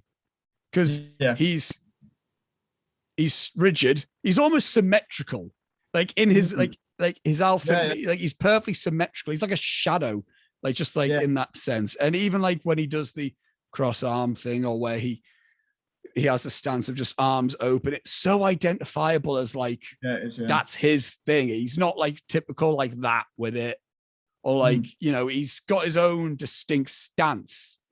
That it's so. Like, in terms of his, like you're saying, creating this character through, you know, just what we see on screen. Like, there's just that line dropped in there of him being like, "Oh, it's the anniversary of my wife dying" or something. Yeah. Like, how did his wife die? Did she fall ill? Was she killed by an enemy of his? Like things like that, where it's like it's just little layers of kind of world building, but world building specifically for that one character and their life and their world. I appreciate this whole lot. Yeah, and the fight works so well again with the sound design and the camera angle. I think the cinematography is at its peak with this fight scene. Probably, I think it's so. Yeah. It's different to everything we've been seeing up to that point, so it's a lot more like, oh shit. It's a lot more energy. Yeah. And again, I like it. Again, they stop for a bit. There's a moment where Sugo gets hit, and that's where he ends up having just one sleeve there. And what I also love as well, because when the camera then cuts back to him in the house, his both sleeves are cut. We don't see how the other one got cut, but now we know. It's like, oh, the fight didn't end even after when we saw it. It was. Yeah. I also love the fact how the film teased. Did he kill that guy? Because he was like, because he threw two top knots down. He went, the other one was a lot more difficult. So you're like, is he just going to pull his head out of his fucking... Yeah, because he was like, he was saying about something where chopping the head off someone proves to be very, very difficult in practice or something. And you're like, wait, what? And he's like, cutting someone's top knot off also is sometimes even more difficult. And you're like, fuck, did he just chop his head off? Yeah, because then the fight scene cuts. So he goes, did we just miss a beheading? And then he goes, yeah, but I still did it. He basically went, but I still did it though. It's like, oh. Yeah, because I'm sick. Yeah. It's so good. And the final fight, the massacre action scene. Yeah. And this will tie into the end point that I want to talk about as well, which is the overall theme of the film. But yes, God, it's so like, it's so like vigorous and just so like unpredictable. And a fight scene like this can really fall into the danger of like us as an audience going like, well, there's loads of you could just all like go for him. Yeah. But it shows like he's so tactical in the sense like he gets to a wall, he gets a guy with him, and he knows what, like he has retorts for whatever they're gonna just randomly go at him. So if you're like, oh fuck, those guys behind him, why aren't they doing anything? You're like, because he'd probably spin around and stop it because he's been doing it every other time. But he doesn't win the fight, so it's not like he's invincible and he can beat them all. It's like he's so skilled that he can take a lot of them out, but he can get, but he gets fucked up. Like he's not a samurai John Wick. He's not like and I think as well, I was surprised that by the end, it was when they were listing off like who was injured and stuff. He only injured 12 people and 4 of those died. 4 died, 12 were fatally wounded. Yeah.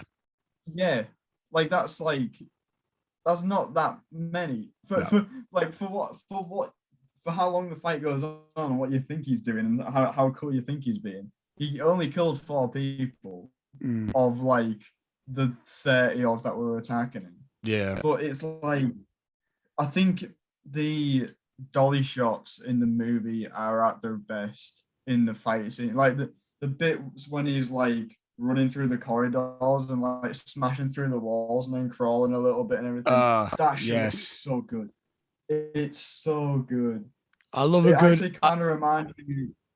Go on. I was gonna say I just love a good like samurai sword fight within an inside old Edo period house. The ending of Sword of Doom takes place within that because you got like the play of the shadows with the screen doors and then breaking through, and it's just it's so like and also it's an environment that contradicts the violence almost because it is those environments do feel very peaceful and very like almost sacred.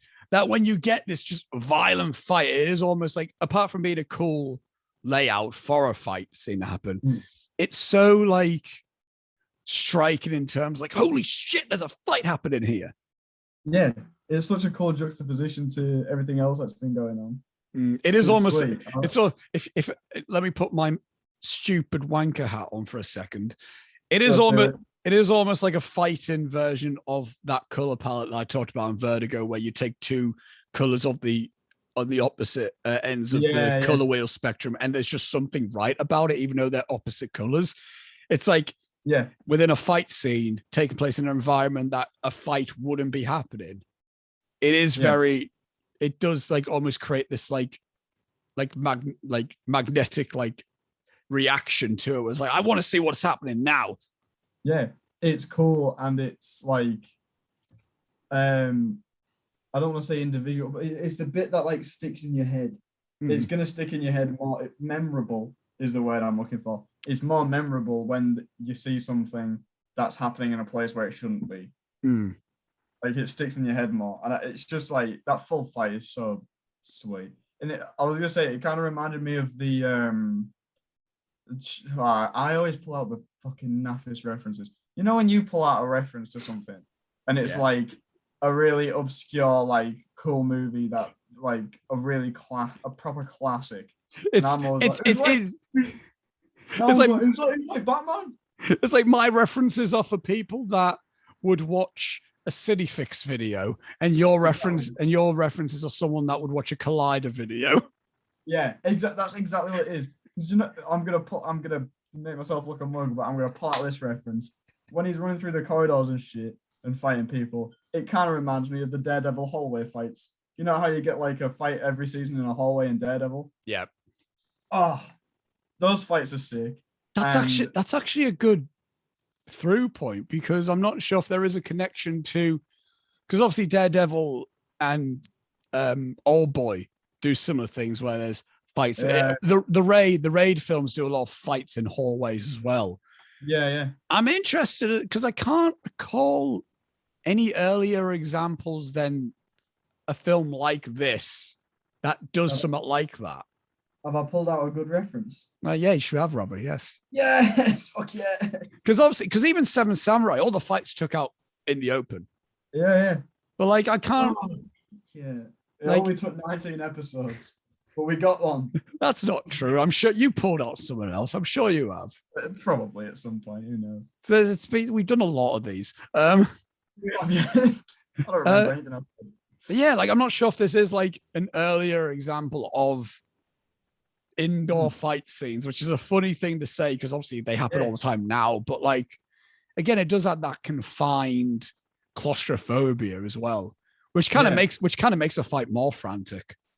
Exactly. Like I would say, if you liked this fight, find the clip on YouTube of the fight in Daredevil season 3 where Matt Murdock is fighting his way out of prison. It's a good one. It's awesome. It's so good. And that was the one that I feel is most akin to this. Yeah, I would agree. Of the 3 from that show. The one from the first season is more Old Boy.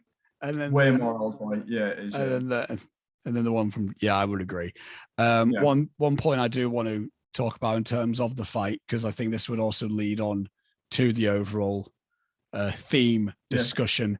So during the final fight in the film, Nakadai's protagonist approaches the samurai armor, which the audience sees at the very beginning of the film. While at the start of the film, the armor seems ominous, revered, and almost eternal. In the finale, this is contrasted when we see it used as little more than a shield, which is eventually thrown at his attackers. Ostensibly, this signifies Masaki Kobayashi's feelings around revering feudal Japan. And while old traditions may be idolized and worshipped, that like the armor in the film, they are hollow and empty. However, as the end of the film shows, history can be written by the ignoble, and lies can feed and restore such hollow reverence. Thank you, IMDb, for that specific thing. But that right away, I think, is the whole theme of the film as well. Because as sick as the film is, and we've been discussing from a filmmaking point of view, from an action point of view, from a character point of view, the political themes within the film is what really gets me interested in this.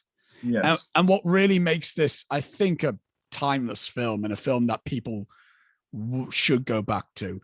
And it's going to be a similar type of thing that I'm going to talk about in the way that when we talked about Apocalypse Now, where how war was depicted there and how this whole thing is depicted within, how the samurai honor code is depicted within this film. And I don't want to get too, I'm going to get too all over, because it is a topic that I am quite passionate about, but a topic that I'm nowhere near as educated to have like almost a proper formal concrete about. Like it's like, you know, like you get some people that like are very radical in their opinions, and it's like, right, I can see where you're coming from, but you needed more time to like think your thoughts through before you start going public with this. Yes, that's what I don't want to be. So okay, cool. Because I'll say now, again, I've said this within Apocalypse Now, and I believe I also said this within Deer Hunter. I probably did. I am incredibly anti-war, like, and obviously people are, in the sense like they think war's bad, but I'm incredibly anti-war in the sense of like, I think that depiction of military and people who do go to war is very skew within not only media but also just general people. Like, again, I'm going to briefly say this.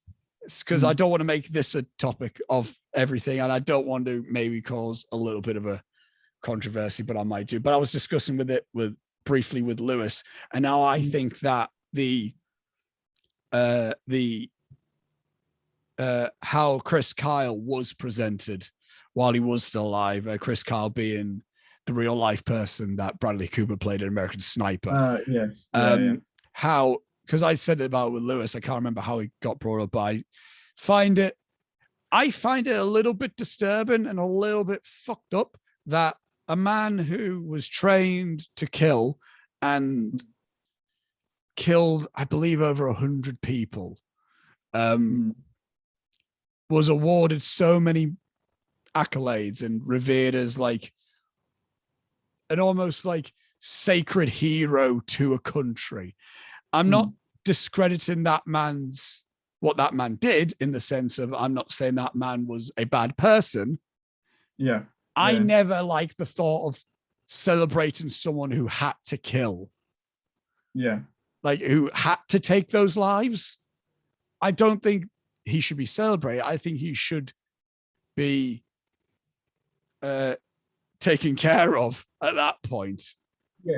And I don't think someone like that should be looked at as a celebrity, which he did. He was on talk shows. He was on all these things. He was on a talk show with like fucking like you've got people like Anne Hathaway in the back as well promoting the new films. Like, next up, we got Chris Kyle coming in to talk about his time in the military. I just find something a little bit, I don't like that. I don't like that, like how that's presented within it. And Masaki Kobayashi, I don't know much about the man entirely, but he clearly has a very passionate view on that topic as well, because a few little trivia notes, and then we can then go more in terms of how the film itself handles it.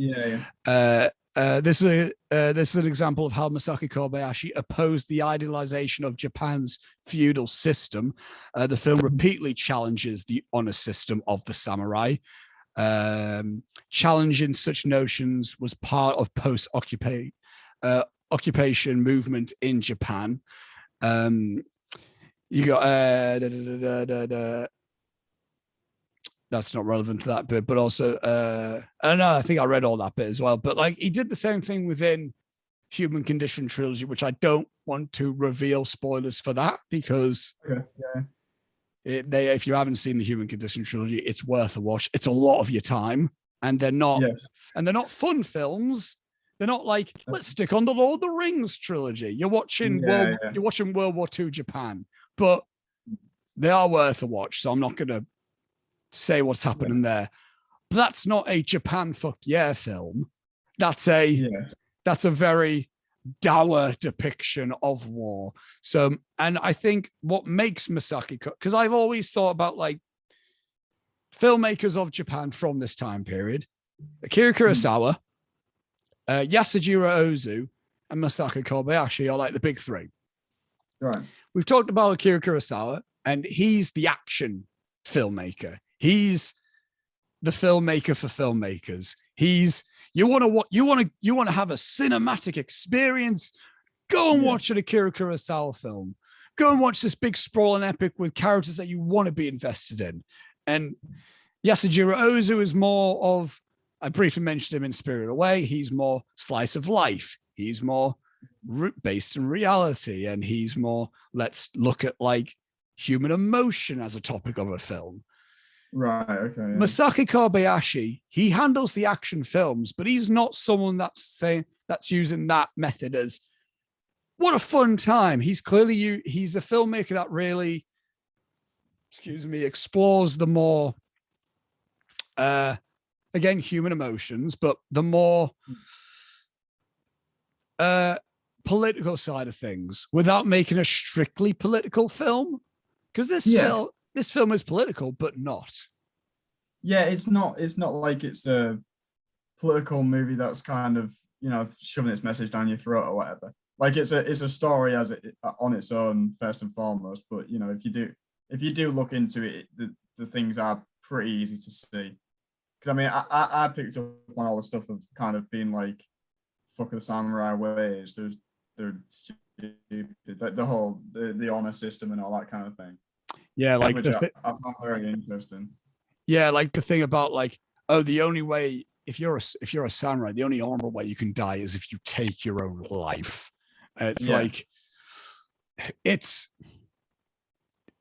even more relevant, I think. I think it continues to get, this message obviously continues to sprout in relevancy. I think more so, like, obviously we look at that like, well, that's the samurai thing, but it's like, you're not a big man for taking your own life. That's not a thing that should, that's not a celebrated thing. That's a tragic thing that you came to that place.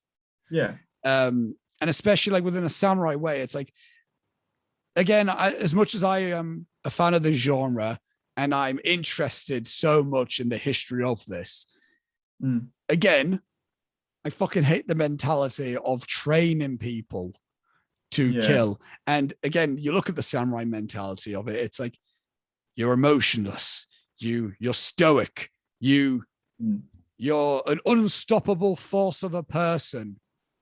You kill, and you're trained to be really good at killing. And if you're about to die, then you have failed at your entire purpose. So you should just take your own self, because you're the only person that can. That's fucking like, it's fucking like, and Seven Samurai briefly touched upon, not as heavy as this, but like the ending, like I think we said about how like the older guy said, like his message was basically like what he said to his friend at the end, like who was the other accomplice, was like basically like, it's just always death. It's always, no matter what, it's always death. And then the young guy in that, he's now a samurai, but at what cost, really? Yeah, like he's exactly, so little bits like that, where this is obviously a full-on like sprout of it. Again, you have like a child dying. You have like the samurai way's gone. So there's no reason for these people to even have this mentality anymore. Because what do? It's because it's like, so you got like Motome, he's trying to get a job, but then he gets, no, we can't have like one of you doing that. That's too low for you. It's like, but what else am I doing? Like, well, so I think to me, it feels like the film is the film is trying to show up the hypocrisy of it all.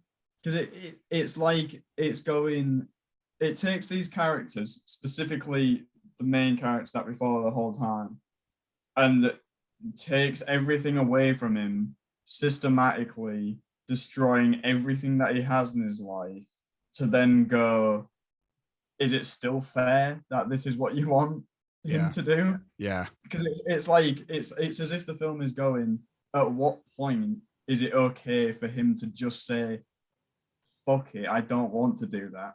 Yeah. Like, at what point do you just let him off? Yeah, and it's even like Motome. It's like they could look at the bamboo swords and could be like, he's a fucker, just let him go. Exactly. Like, they don't need to pay him. It's like, fucking just let him go. But no, they're like, no, he came here. He wants to do it. He's gonna do it. And he's gonna bring his blades, and he's gonna use his blades because that's our honorable way. You use your blades. So they make this man perform an awful suicide because that's the honor. And that's the tradition and stuff. And it's kind of, it's kind of a movie of fuck tradition, which I found it incredibly interesting. From this time from this time period, and from the 60s, and which, I mean, the 60s was a very counterculture decade anyway, but which appeared to be in Japan as well. I did a little bit of research into Japan in the 60s. And really? I think there was a big kind of economic boom and stuff, and a lot of student protests from what I could find, but I did only skim it, so I didn't look into it so much. That's interesting. But obviously as well, but also with the time period in the film itself, it's interesting that, again, it's very rare that we would get, if at all, get like an English period piece where where the point might be fuck the monarch. I'm not saying that's exactly. I'm not saying I'm not saying do that, but that's the equivalent of not our opinions, but it's just an example. It's an example of like if I'm taking it in terms of the English period piece, in terms of the Japanese period piece. There's a Japanese period piece where it's like, you know, fuck this way of living. There's we don't get that in England or anything like that. Which makes it much more interesting, I think. And here's the thing, just to, I don't want to take it away from the real life influences and the real life what it's trying to say, but like when this sort of stuff was happening in the film, I was like, do we reckon Rian Johnson might have looked at this sort of stuff for Last Jedi? I think so. Because he was saying a lot about going back and watching the original like Japanese films and stuff that Star Wars was based on, and I was like, I really wish he'd have stuck the landing and done that kind of thing with Star Wars of being like, fuck the Jedi way, it doesn't make any sense. This isn't the exact film that he went to, which I find the film apparently he says is an inspiration for The Last Jedi, is a film called Three Outlaw Samurai, which I don't know why. Like, I fucking love that film, but I might need to rewatch it to see a connection between the two. But yeah, no, I know what you mean. It is like, I mean, I need to rewatch Last Jedi, as I've said before, to see if my opinion still sticks with it. But I know what you mean. I think but I do think if Rian Johnson really did hit something like this, I don't think there would be as much complaints about it. No, I don't. If he didn't, oh God, I don't want this to be a discussion about Last Jedi. But if he didn't flip, we'll do a small bit about it. Go on. If he didn't make the whole film be about move on from the Jedi ways and do a different thing and do something different because the Jedis were hypocrites and all this kind of thing. And then at the end, it turns out they didn't burn the books. Rey saved the books of the Jedi and is continuing the Jedi way because she won't be the last Jedi sort of thing. And that's the meaning of the title or whatever. If he didn't flip-flop at the end and make it like, oh no, the Jedi are cool, just keep going, then I think if you just stuck to a film like this, where it is literally to the end, it's screw the traditions, throw them in the bin, they're not worth it sort of thing, I think it would have gone down a lot better, to be perfectly honest. Yeah. And I don't like Last Jedi for anyone that's wondering. I do, and that's where we're leaving this. But because it'll get ugly. Yes. In the comments, not with us. We're fine. We've had our fights in the past. We've done that. But in terms of circling back, what I love specifically about the top knot thing as well, how that plays into it. It's so fucking cool because he's not only saying like, this doesn't work for me, he's using it as an example to be like, do you see how bullshit this? Because he goes like, he's doing this honorable traditional thing. He goes, I want so-and-so to be my second. He's ill. Well, go and get him. It can't be that serious. And then it's like, oh no, he is. He's really ill apparently. Can't come. He goes, all right. Well, how about the other one? He goes, he hasn't been here as well. Oh, well, that's a shame. Well, how about the other one? And then he's like, what? And then he's like, shit. Why are you listening to all the people? Yeah. No, he's like, oh shit, he's not here as well. And that's when they're like, he's fucking up to somebody here. And he's like, oh, surely all three of them can't be here. And it's like, and he goes, see how bullshit this is?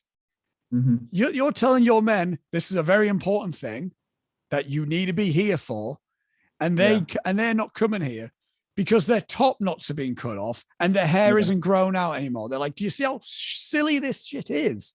Yeah. It's like they're such honorable men that they can't come out because they had a haircut. Yeah, exactly. And it's so, I love the fact that they go like, oh no, he can't come out, he's dangerously ill.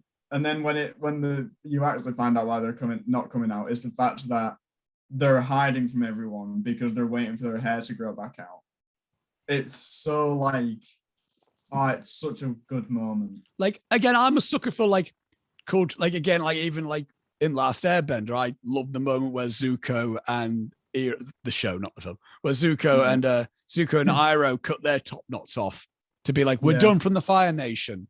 Like, I love moments like that from like an interesting story point of view, but it's so fucking cool to see it in this. I was like, oh no, that was a thing though.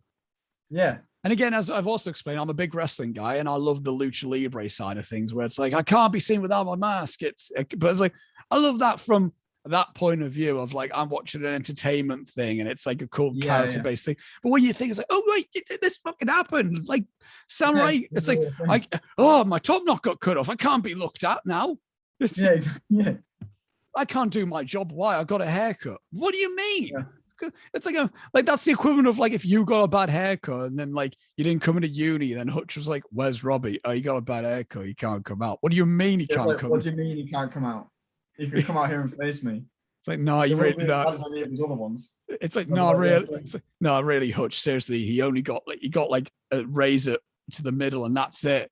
He can't come out now. I don't care. You're calling an idiot. And that's us, and that's us as students. Yeah. And then think about these who are meant to be warriors and like men. Yeah. They get a top knot cut off. Oh, that's it for them. It's so well done. Yeah. To be like, see how bullshit this is.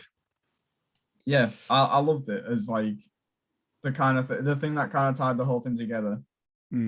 But when you find out that like the mystery of why is he here? What's he actually doing? Is he actually here to do Harakiri or whatever? It's like, no, he's here to completely show up the hypocrisy of this one place, which basically allowed his son-in-law to die with their stupid traditional ways that don't make any sense. The ending is, it's so good. Yeah, so fucking good. Perfect. And it's again tragic. He dies, but it doesn't end with that. It's like again, the leader of the E clan are like, it's like how many people have died? 4. 12 fatally wounded. And he goes, 4 people died. And he just says it like, this is what happened today. 4 people died of illness. Make sure that this doesn't happen again. Yeah. And we had 1 warrior who honorably died from Harakiri. Yeah. And we will never do it again. And that's how it was written. And it's so fun. And it's like, and it's like, and again, it's that one shot as well of them in the Zen garden, of them doing the raking, which is so calming. I want to do that myself, to be fair. There's like you can get like a little like desk one where you got like a little rake to like chill you out if you fucking anyway. So again, a nice little contrast where it's like these guys, workers, just raking it and then stopping for a bit. Let me just take that top knot off, and then just and then like again, like taking the sheet, first of all, taking the sheet off the thing, the bloodied sheet, and it's just again, we had this mental massacre ending, and then we almost have this now settle, but it's not like a that's ending. It's like a coldness almost, isn't it? Yeah, you're like, it's that like it's that kind of the cycle continues sort of feeling. Like nothing changed. Like that's it. It's like no, nothing changed now. It's like, have you ever seen the alternate ending for Get Out? Oh yeah, I think where Chris actually gets arrested at the end. Yeah, and no one believes him about what happened, and he just goes to prison, and that's it. Yeah, because he got found over the body of a white woman or whatever. Yeah, like it's that sort of thing where it's like it has the same feeling as that for me, where you kind of watch it and you're like, fuck. Like the whole thing was for naught because nothing changes from what he's done. Yeah, the history books get written a different way, and it just the cycle of this shit continues. Because he's got no family left. Because it's not like he has family to be like, where'd Sumo go? Yeah, it's like that's it now. Yeah, no, everyone's dead anyway, so he's got literally nothing now. That's it. And that story is now it's nothing now. The history of these people are gone. Yeah. Written off so easily. And again, it's so fucking like scary how human lives were just it now. That's a gone now. Right away, Like, and I think that real life Thanos. Yeah. And like we were saying about the performance of that guy, of like the head of the clan, so good, especially in that final scene as an antagonist, to just be like so calmly about it, like, this is what happened, 4 people died of illness, he performed Harakiri, that's how it is. That's what people all know.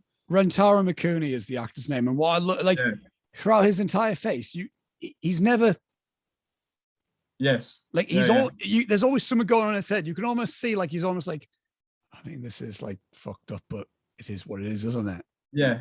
And it's you like, can always see like the cogs turning. Yeah, and he's saying, yeah. this is now what's happened, because he doesn't want. He's thinking to himself, I don't want fucking any trouble. Yeah. So that's just exactly. that's what's happened. Yeah.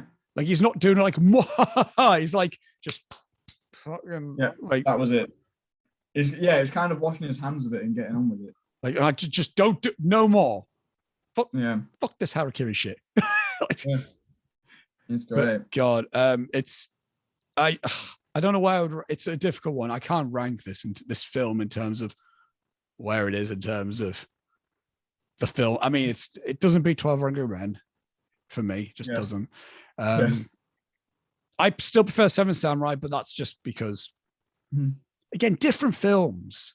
But yeah, they are very different. I'd put them on par with each other personally. I can understand that. Like, I think it's great. Like, again, when we talk about the samurai genre, how, again, as much as I have seen them and as much as I do like the samurai genre, I need to get into a lot more as well. I do want to like, exactly. It is definitely a genre that I do want to delve more into. I love how we can have films, like two serious samurai films that can still feel totally different. Yes.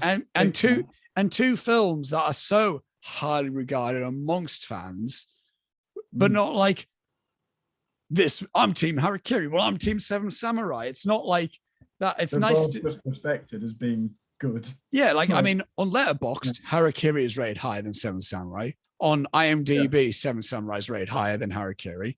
But you're not seeing people going like, "What the fuck?" It's like, it's not the Star Wars versus Lord of the Rings debate. Yeah, exactly. That can get a bit nasty. It's Lord of the Rings, by the way, but yeah. Star Wars, okay. But I'm going to lift the blind up. It's going to get ridiculously bright. Oh my God. Oh my God. You see how like you disappeared? You went into I became an angel for a second. You did. I became a spirit. That was amazing. But wrapping up the thoughts within this film, I love it. It's great. It's great performances. I would like to explore more Kobayashi in a later season as well. I don't know what we could go into, but I would like to look whatever you can conjure up for me. I would be into looking more of that. And of course, we are going to explore more samurai films in this season, so stay tuned for that as well. But yeah, it's a great film.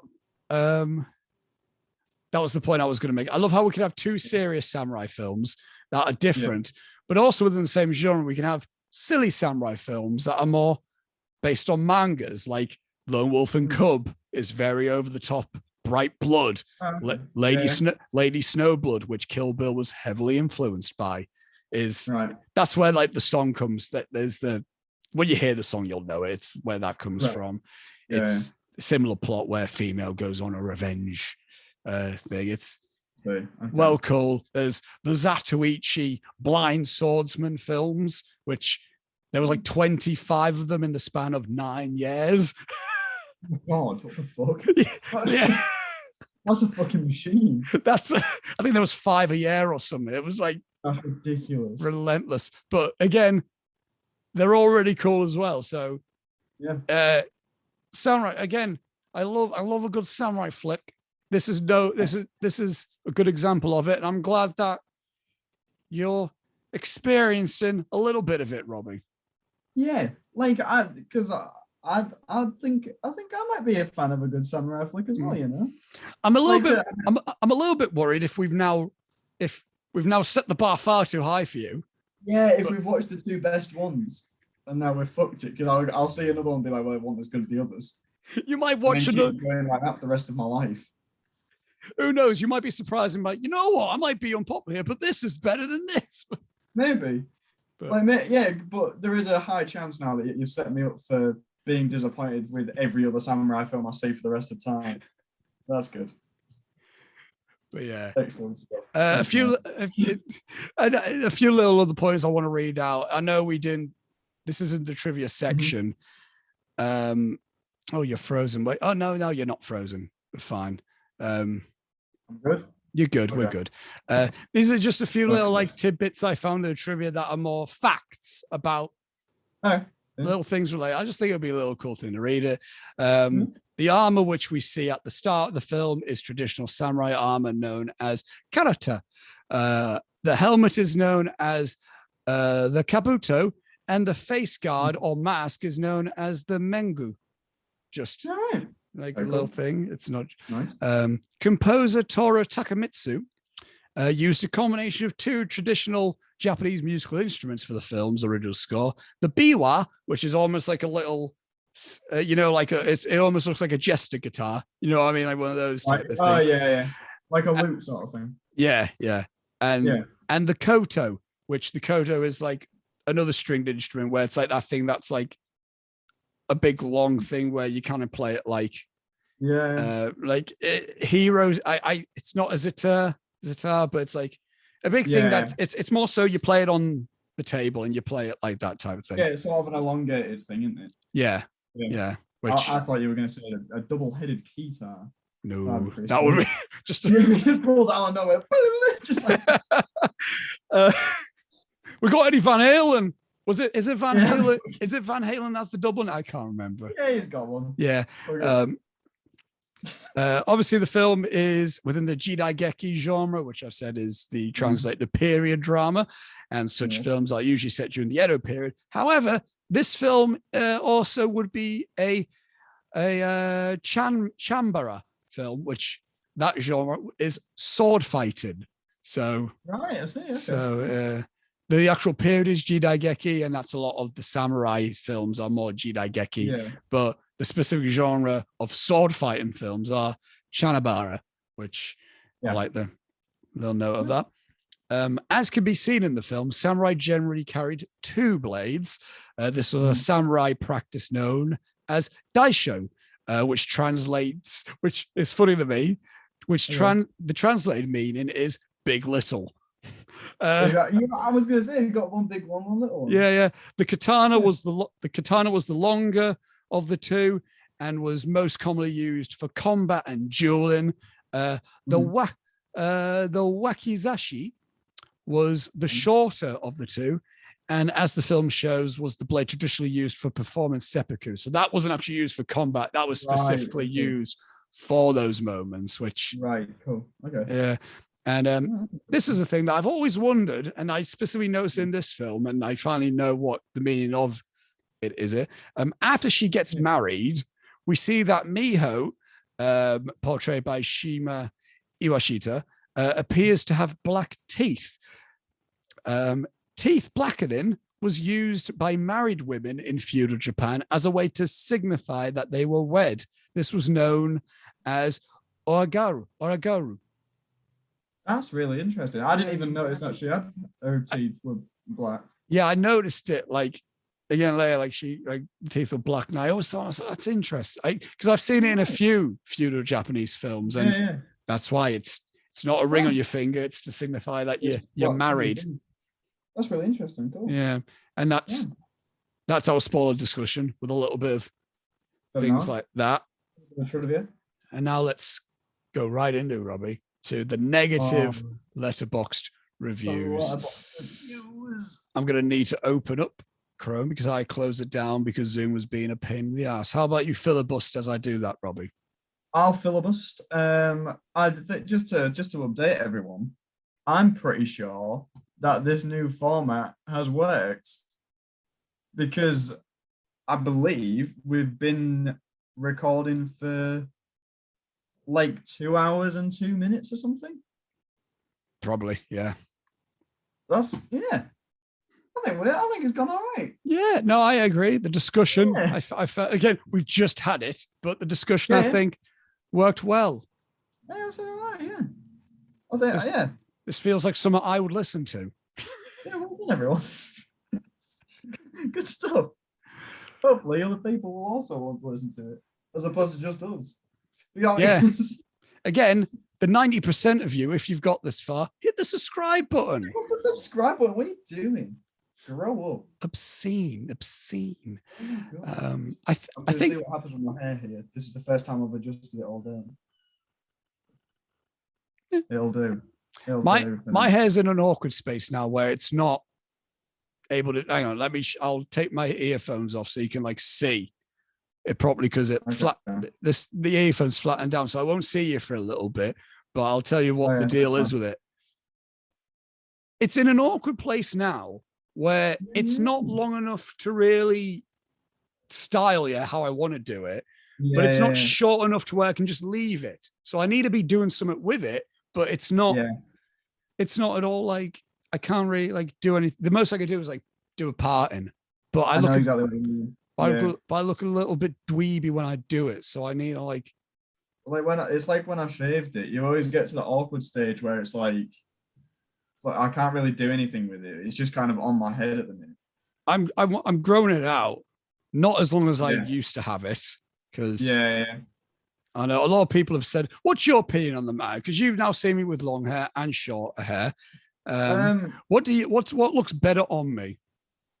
I don't know. You know, I think you look a lot. You look a lot younger with the shorter hair.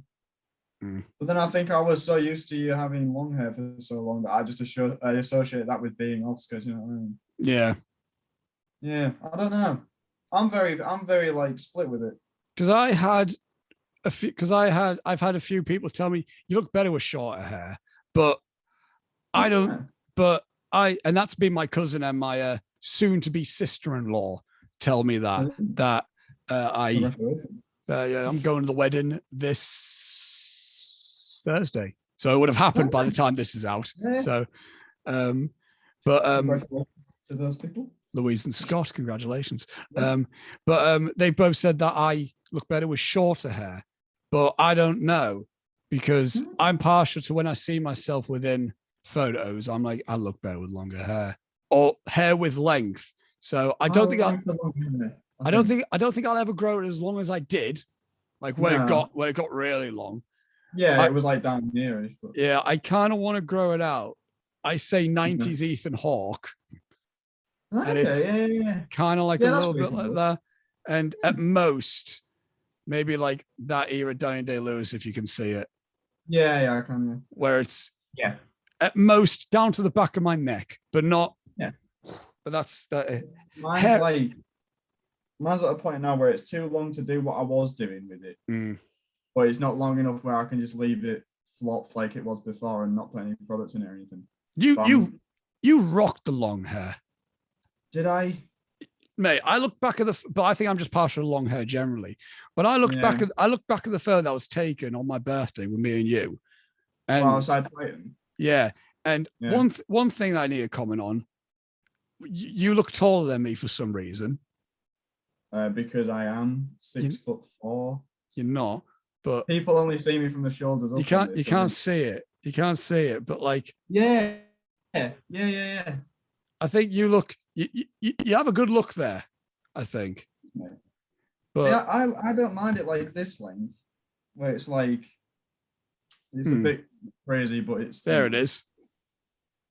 There it is. Yeah. Well, fuck, it was that long, wasn't it? Yeah, it got. I think that was the longest you had it. That got long. That was like just before I had it cut. I'm not gonna lie, that does look proper. Like, you know how like everyone goes, we're father and son. That does look like I'm old. It does look like I'm a much older dad now, and I'm proud that my son's like moved in his new house.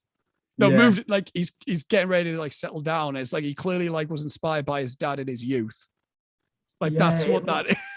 It looks like a Father's Day post. I mean, it genuinely does. I mean, my birthday was no, it was the day after Father's Day. It was near enough, yeah. Yeah, but so brilliant. Excellent. Look, there you go. Right, Letterboxd reviews. Letterboxd. There's enough hair talk. If we took trivia, now we're talking hair talk. If you're new to the Intermission, we do a segment on here where we look back at the film that we just talked about. We go on the film social media site Letterboxd, and we go to the lowest rated reviews on here because it's funny. It really is. It's such a good time. Again, my favorite time. Again, Spirited Away had the best one. Just Oh, it's so good. Another highlight. I need to look back at them, but another highlight was in Apocalypse Now. Too much jungle. Yeah, that was good. There was one about mustaches, weren't there, in The Godfather? Yeah, bad mustaches. That was the very first Mustaches, one. that was a good one. Yeah. There was another belter of a one. I can't remember. We've had some great ones. We do. Yeah. You know what I'll do? Because I've been listening to a few of these back. I'll start making notes of what the Hall of Famers are. Yeah. So that I've just got them all in a list. Are you still listening back to them, are you? I listened to the very first one the other day, actually. That's a trip. I know, it's weird. It's really weird. Back when we used to do the non-spoiler segment. Yeah. Does Julia watch all of them? No. I didn't think she did. No, she watches the ones for the films that she's seen. That's fair. Totally which is fair. Not a lot. That's fair. I think she watched the Some Like It Hot one because she really liked Some Like It Hot. The one where the video went away. Yes. It's just a cropped photo of us two. Well, I photoshopped our faces on Tony Curtis and Jack Lemmon, didn't I? Yes. Yeah. She started watching the top 10 of the year on the living room TV in her uni house. Why? And one of her flatmates came in and was like, "Fucking Robbie, what's he doing on the telly?" And he was like, "Oh, it's a podcast," and they all just gathered around and watched it. Apparently. Oh, that's cool. I'll watch some of it. But yeah, that was a good one. That might be my favorite episode 15. I love that one. Yeah, I enjoyed that because we were kind of drunk, but it was a good time. I could have been drunker, but I didn't get that far. Yes. Half a star. Let's go. Why does this shit have to overtake The Godfather? Cringe movie. You're a cringe person. Moving on. You know what that is? That's a 15-year-old. That's a film, bro. Yeah, it is, yeah. The Godfather's the best film ever. Yeah. I bet this guy loves David Fincher and Christopher Nolan as well. Yeah. Big fan of them as well, but we all know those types. We all know those types of people who idolize Fincher and Nolan. Yeah. Were you one of those? No. I've never cared less. I Spielberg, Edgar Wright, Sam Raimi. That's my boys right there. I was a big Nolan kid at 15. A massive Nolan kid. Nah. I'd always watch out for a Nolan film. But that was, to be fair, that I was 15 when that was the year Inception came out. So so it's kind of prime time for you. Yeah. I got hyped because prime time Nolan. Yeah, like the first Nolan film I saw in cinemas was, I'm pretty sure, Interstellar. I don't even know if I saw. Actually, I think I did see Dark Knight Rises in cinema, but I never saw the Dark Knight because I was 7. I've told my story of not seeing the Dark Knight in the cinema. Oh dear me. Half a star. I seriously can't understand what people like about this movie. Its pacing is terrible. It's about 45 minutes too long. Action is too choreographed, and fake hair at close up is just hilariously bad. Why should I care about the main character who is telling the story of what happened? I have no investment in it. Seriously, people go watch some actually good films and stop pretending you like it because some critics say it's good. It's not. Again, that's a millennial. That's a Gen Z little bitch right there who, they've got a short attention span because they go on their phone too much. That's what that is. There was 3 comments. Yeah, oh God, yeah, go through it. My favorite kind of ignorant reviews are the ones that accuse the general public of lying. Yes. That is a thing we've encountered, isn't it? There are a lot of these. It's like, stop trying to convince yourself this is good. Yeah, which I do a lot, but for the sake of my stand-up, I don't actually mean it. When I say about the Toy Story 4 thing, I can understand why people would enjoy it. Yeah, yours is funny. Yours is... Yeah, it's just a joke. Then someone put, facts, this film is ass, with a fire emoji. And again, but to be fair, again, as I said last week, is ass really bad? No, it isn't. Who knows? Again, that's another Gen Z dickhead Because otherwise you won't put a fire emoji on the end of your comment, would you? Yeah. And then the last comment on this is LMAFAO. That last sentence, the most pretentious BS ever. Yes. Pretty much. Yeah. Big time. Half a star. Nen halvo de moite. What? I did it. Excuse me? I said something foreign, Robbie. Robbie. You did it. I don't know what language that was, but I said words that I think that's how you pronounce them. But I think this is a special occasion. This is the first time you've done this, isn't it? Yeah.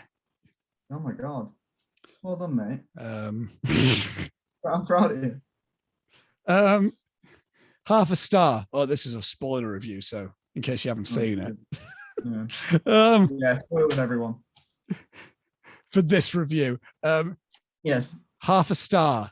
Dull, tedious, saccharine, parakeal. These are words I don't know. For our times, not the films. Story. Brackets. If you have different thoughts, don't comment. Please keep them to yourselves. Next bit. On a technical level, this film is okay. The first 2/3 really dragged out and should have been severely tightened. The atmospheric battle was very beautiful. I would perhaps give it 2.5 out of 5 solely for that atmospheric outdoor battle. This review has been edited, so I don't know whether... Right, so it's not a half-star review. You've said in your comments. And also, I find this amusing. If you have different thoughts, don't comment. Please keep them to yourselves. There's 3 comments on this review. Also, this is at its core, Letterboxd. I know Letterboxd is a film reviewing thing, but also at its core, it's a social media app. All right. So saying no comments is like putting out a tweet and being like, "Don't you even think about fucking quotes later in this?" Right. So come on, man. This person has blocked 4 different comments. And then someone commented being, "Oh, look, comments blocked by author. Scared of truth?" Oh, that's fantastic. And then someone then just put, "I have different thoughts," and then just a shitload of emojis. That's really funny. So that's excellent Letterboxd trolling everyone. The comment section has been the highlight so far on that bit. Yes. Yeah, true. That's the last of the half-star reviews. 1 star. 1 star just says 1 out of 10. Okay. Well, no, it's 1 out of 5. Yeah. So technically, by your standards, it's 2 out of 10 if you want to be like that with it. 1 star, not funny.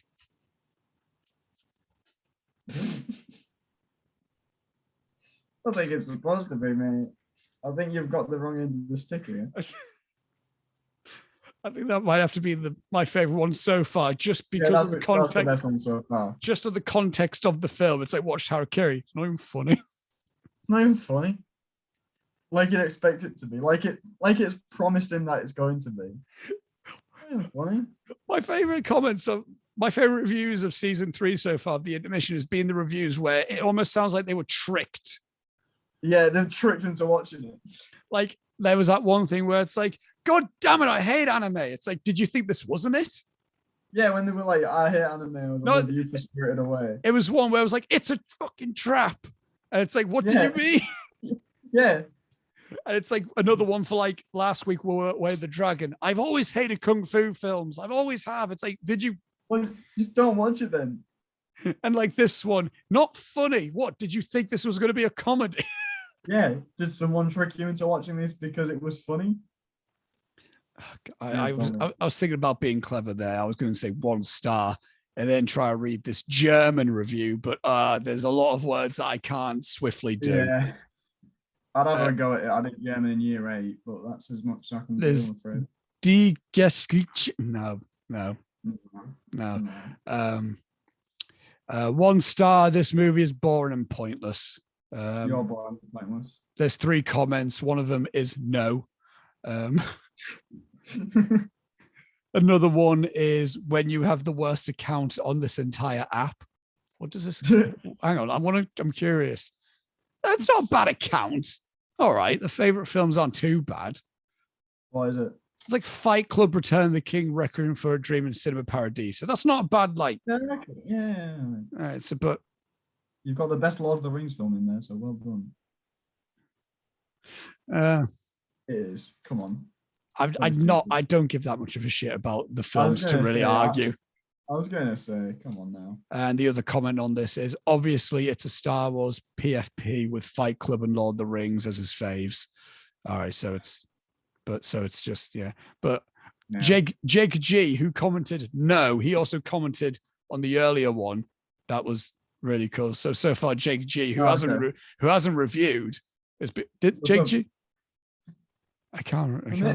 Maybe Jake G is the samurai of the comment section for he's the movie. He's the Ronin. He's wondering. Yeah, he goes about righting wrongs, but he never actually puts himself out there himself. 1 star. Sorry, but if you can't appreciate how cool it is to have a sword and use it 24/7, you don't deserve any swords. I don't make the rules. I simply enforce them and also create them. Shut up, Adam McLean. That sounds like an Adam McLean comment. Is it? No, it isn't. Damn it. I think he gave this film a high rating, so we won't see it. Okay. We won't see it. 1 star, just like the remake, technically incredible, just doesn't warrant the incredibly slow pace and long run time. A miss from me. Oh yeah, I forget there's a remake by Takashi Miike, which I haven't seen yet, but same guy who did 13 Assassins. I've got it on Blu-ray. I want to give it a go at some point. I want to give it. Oh, is it the remake? Yeah, I saw it this morning when I was looking for this. Yeah. I want to give it a bit of a break before I watch it because I will end up just comparing it to this one, and it's exactly. Yeah. I don't want to do that. What's this? Come on! I feel like this is going to be the best one of the night. Just 1 star. I couldn't understand it. Oh, did he do what I did this morning, where the first few streams that I tried didn't have subtitles on? Because that is fucking hilarious. Oh, that's fantastic. There's 1 comment. Is it Jake G?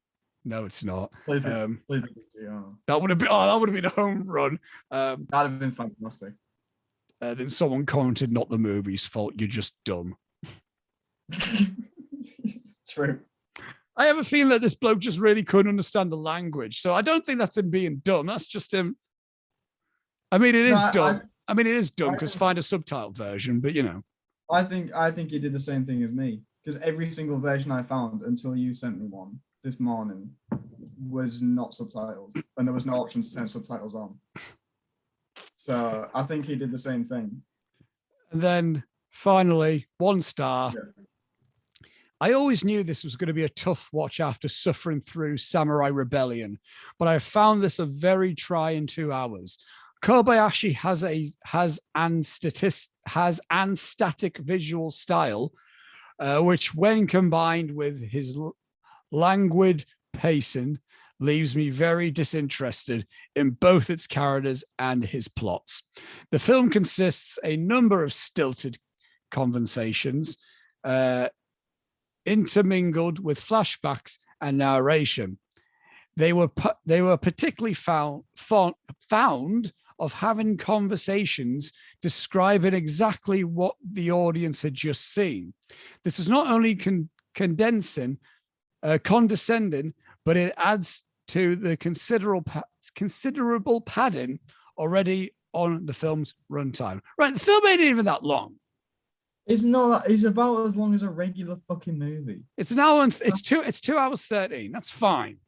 Calm down, and also like write properly, please. Oh God, I thought I was having a stroke reading that. Oh God.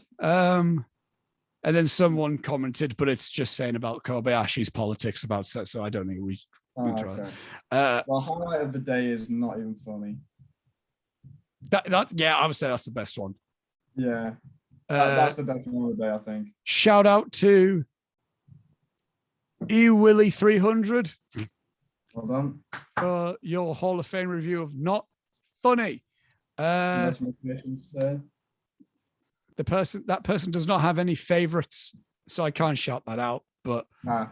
the last film they watched was Pulp Fiction, which they gave 5 stars. So, and now I don't like them that much. I mean, it is a 5-star. I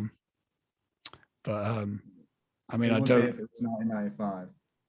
1994 first. Yeah, all right. Fuck off.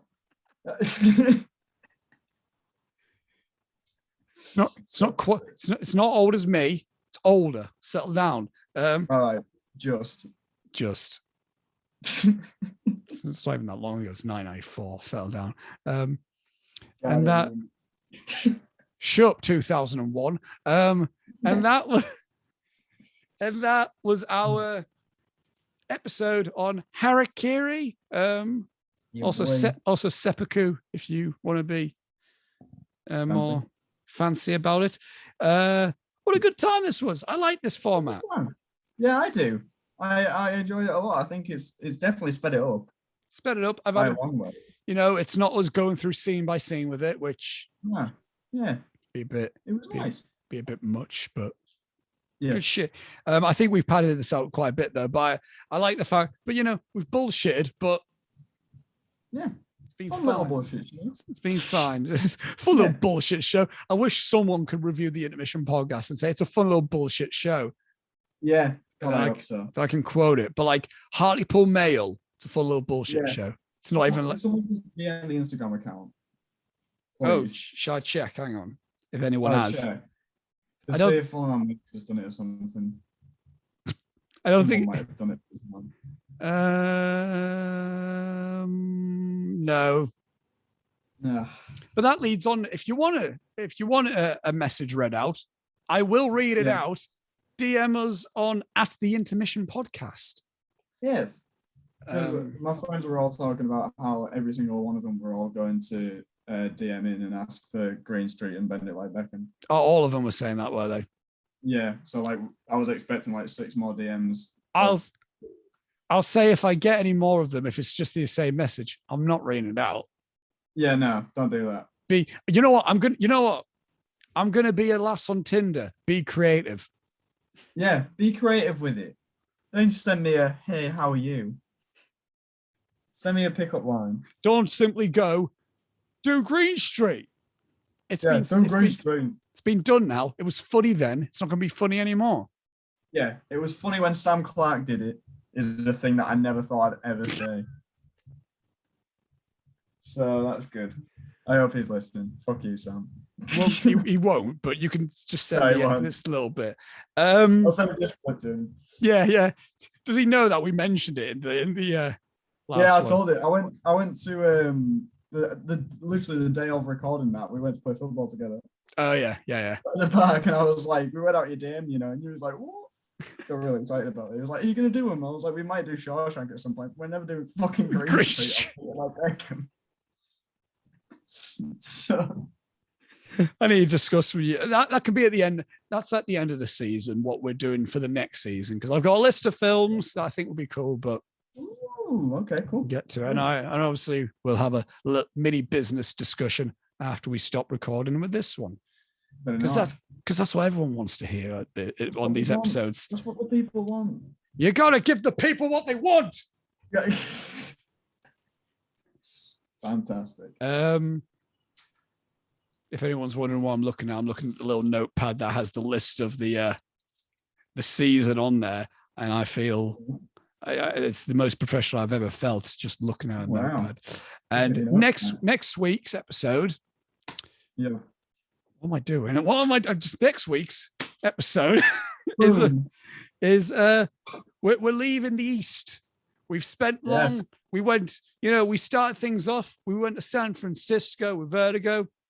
Mm-hmm. Then we went over to Japan for Spirited Away. We went over a little bit to technically we went to Italy, but Rome, yeah. We went to Rome via Hong Kong with Bruce Lee, Enter the Dragon. Way of the Dragon or Enter the Dragon. Way of the Dragon. You did the same thing I did. And we went back to Japan, this time feudal Japan, for Harakiri. We're going over to America. For next one, this one going to be a bit more. People have seen this one. The category that Robbie chose for this, he chose the category of Robert De Niro. We've done 2 of his films. We've done Godfather Part 2. We've done The Deer Hunter. Robbie was terrified when he realized he said this because I was picking the films. Yes. I thought you were going to do Taxi Driver and fuck me over. Is basically what happened. But no. Because, hey, Robbie, do you remember that mob film that we did from 1990 called The Godfather Part 3 and how shit it is? Yeah, I do, yeah. Let's do a better one that came out the same year. We're doing Goodfellas next week. Fighting talk. I mean, it's not much, is it? It's like Goodfellas is better than Godfather 3. No one's fighting me about that. No one's going to get on your case about that one. Even the people are like, I like Godfather 3. No one's like, better than Goodfellas. Yeah, no one's saying it's better than Goodfellas. I kind of want that at some point. I want someone to randomly square up to me who has like the opposite opinion of just like I'm going to the where am I going? Oh, well, don't do this thing. I'm going to a wedding this week. So don't square up to me. In a fucking way. Yeah.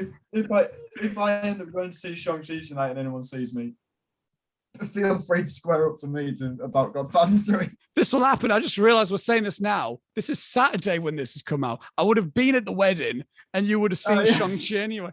I'll be in Norfolk by the time this is out. So if you're in Norfolk, yes, challenge me.